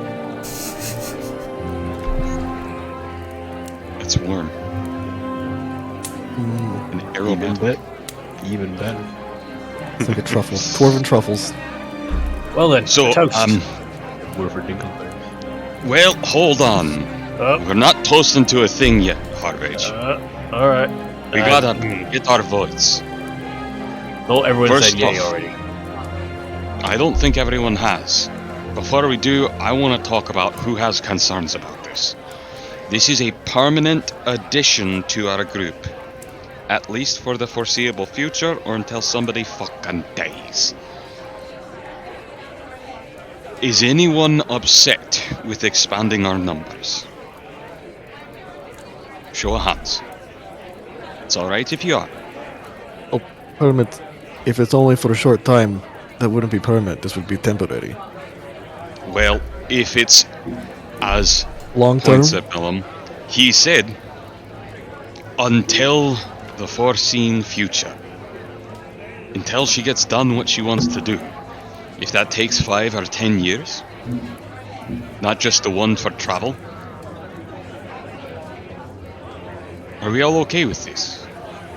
Not trying to be rude, but I genuinely don't know you, so... Plus, you come along being a member of the Sapphire Assembly, there are implications. Are we under investigation? Don't make That me is a bust out good the zone of question. truth now. He's laughing for a minute. No. None of you are under investigation.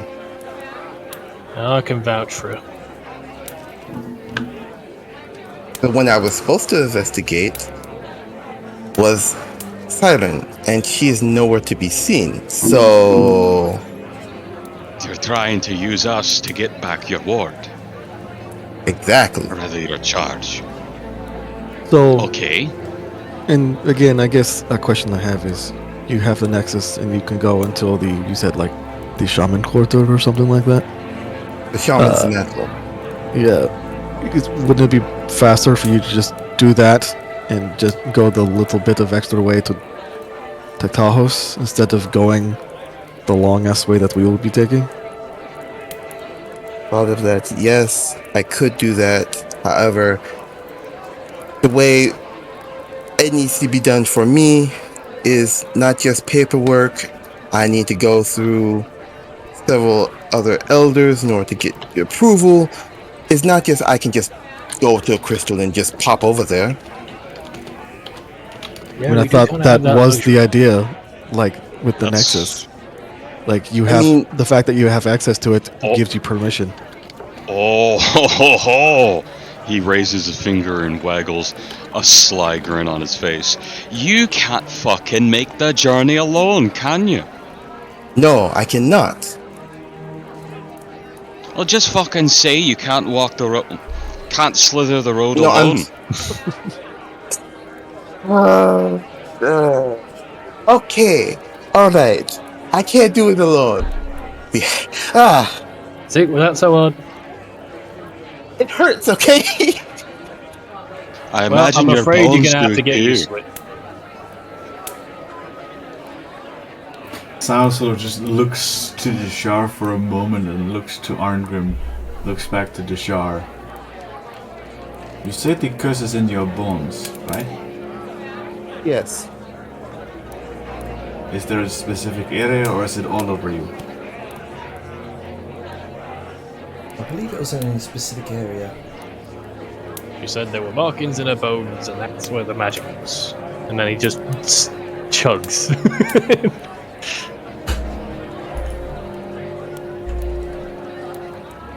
Arngrim, Yes. can you turn flesh to stone?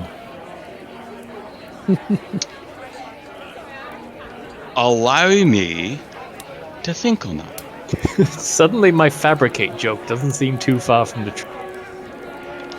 I can, but only myself and only once. There's a big thought. As far as I'm aware, that's a very different set of runes that isn't something that really can have my types of power channeled through.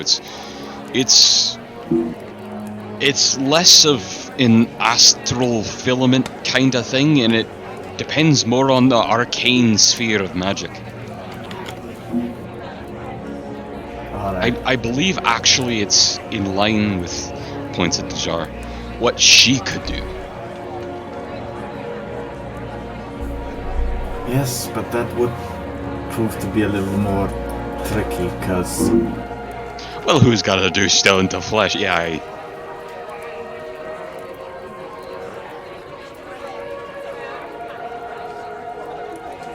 Right. So, So, my thought was that maybe we could petrify her, find out where exactly the inscriptions are in her bones, and just smooth them over. but wouldn't she be stone? yeah, that sounds Which like is why you'd have to find somebody who can do stone to flesh.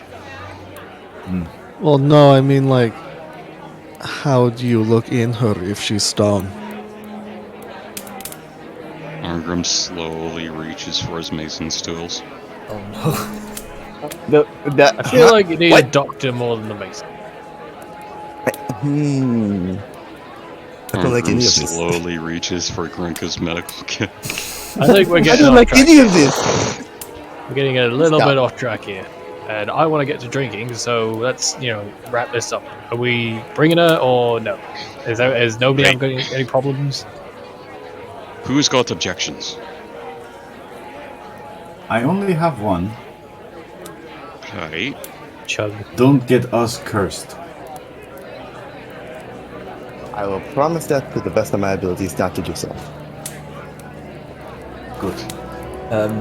Vapna sort of raises her hand. I like the colour of her skins. See, that's the right kind of mindset to have. He says Right. thank you in Sylvan. Surprised Vapna immediately. Surprise Pikachu face. Right, Yeah. so with no objections, toast? Yes? No? So like waving his mug about in the air. If there's any reason to toast, well, why not? Well, new edition. Good enough readers than A, and I need some mind duller right now. Alright. It seems... Yes. With that, we can toast. Hey, chug. With one great big ting in the middle of the table, you all chug your various drinks to the temporary edition of Deja.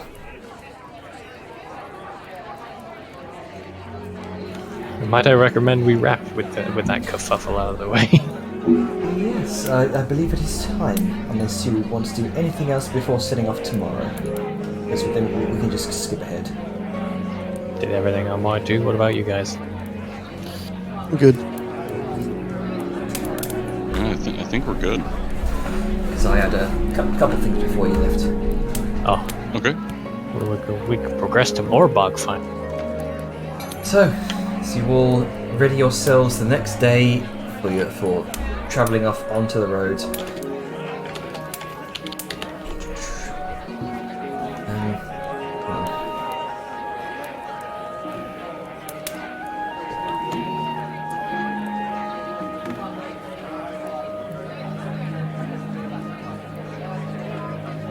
It's okay, you can do it. Sorry, I had the notes here somewhere. I just missed them. Control F. Well, F. Control F. There you go. You see, F. F's in the chat. I controlled the F. does it make you feel powerful? Yeah. You want to be a big shot? Continue. So, where is it? Hey. Making your way out, you see at the side there, you see Queen Marafree finishing up addressing her men. They begin to mount their giant eagles. They finish their various patrols over the past week or so, just making sure there are no more goblin forces left at bay here. Queen Mara makes her way over to King Khazad and says her farewells with a firm clasp of the arm. Khazad says his thanks, and finally she approaches all of you as kind of catch your gaze for the meantime. Well, I should certainly thank you all in your group for the assistance last week in the siege. Could I say that without us, Druvenholme would be in a far worse shape. You did a good job at cutting the head off the snake. I am Liska very looks at proud. the Naga next to them now. It's like, Got a that's new an addition, interesting I choice see. of words. Yep, we sure do. I mean no offense, sorry. Don't worry about it. I must admit, Place to say, you twat. No offense taken. Must admit I was impressed by your lot's combat skills. I've never seen him before in action. I didn't have a moment to to compliment you immediately after the battle. Apologies. Mara turns towards Grunka and sort of approaches him. You know, you might be a goblinoid, but I'm certainly glad that you're on our side, Mr. Grunka. You channel a mighty impressive fury that rivals that of the storms. Oh, thanks. It's, you know, worked hard on it. Man of his, a man of few words. She kind of turns to the rest of you as she says this. Well, as long as that fury is directed to the lackeys of the Goblin King, I'm happy to call you an ally of the Silver Kingdom. You're common enemies and all that. Yeah, holds out a hand towards you. Okay. I'll do my best. Shake her hand. Yeah. With a very awkward shake, she gives you a nod. Why am I picturing her just rapidly getting like hand sanitizer from the back, just like Filthy deck. Yeah, she's trying to be friendly, but Who's that? Sorry, continue. this is Queen Mara Freefeather. No, just I'm looking at chat like. Oh, right. Printer Webby. You don't know what that is. Yeah, you know what it is. It's just another dwarf lady. You watch as Mara places her feathered shaman's cowl like a headdress upon her brow once more. If you're ever in the neighbourhood again sometime, let me know. She looks to you, Willem. See if your liver is strong enough for it. Well, I'll certainly do my best, Jonas. Give me a Nod. respectful head bow. With a nod to you, she hops up on her eagles. The eagle's bandaged talons healed enough since the battle to make a takeoff possible, and she gives you a warm, fun nod before she gives out an eagle-like chirp, and eagle seems to understand, and she takes off into the air. Mara Freefeather, Queen of Farrenholm, the Lady of the Dagmar Highlands, and her entourage of eagle riders eventually disappear over the mountain ridge to the north. Oh no, they're testing the artillery. Yeah. I'm a little loopy. Okay. Eventually, you will make yourself out onto the road. Argrim sounds the steam tank's horn. As you leave the golden fields of Druvenholme to return back onto the northern road. Some of you leave with new perspectives. Some of you leave having witnessed war in all the grisly details it entails for the first time. Some of you leave with sorrow in your hearts, some of you leave with growth, others with vengeance. Here in Druvenholme, you made history, you made close allies. As you crest the hill out of the valley, you look back upon Druvenholme one last time before it disappears below the horizon. And Liska, as you pass the outskirts of the skeletal forest,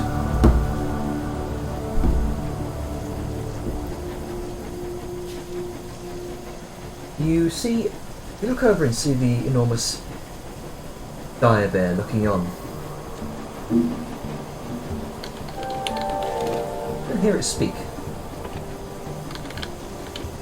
But rather you feel in your heart, despite the losses and the pain, the job was well done here. And you sense a favourable gaze. Liska does like the chin thing again and flexes. Like, Yeah. It gives a nod of respect. And you also see a young man besides the dire bear, Well, that's different. who gives you a nod and a salute. Before Let's the go just two- kind of like stares for a second, then hesitantly like gives a salute back. The face is briefly familiar. Kingsley. And right as you notice the face, the two vanish. The moment you glance away.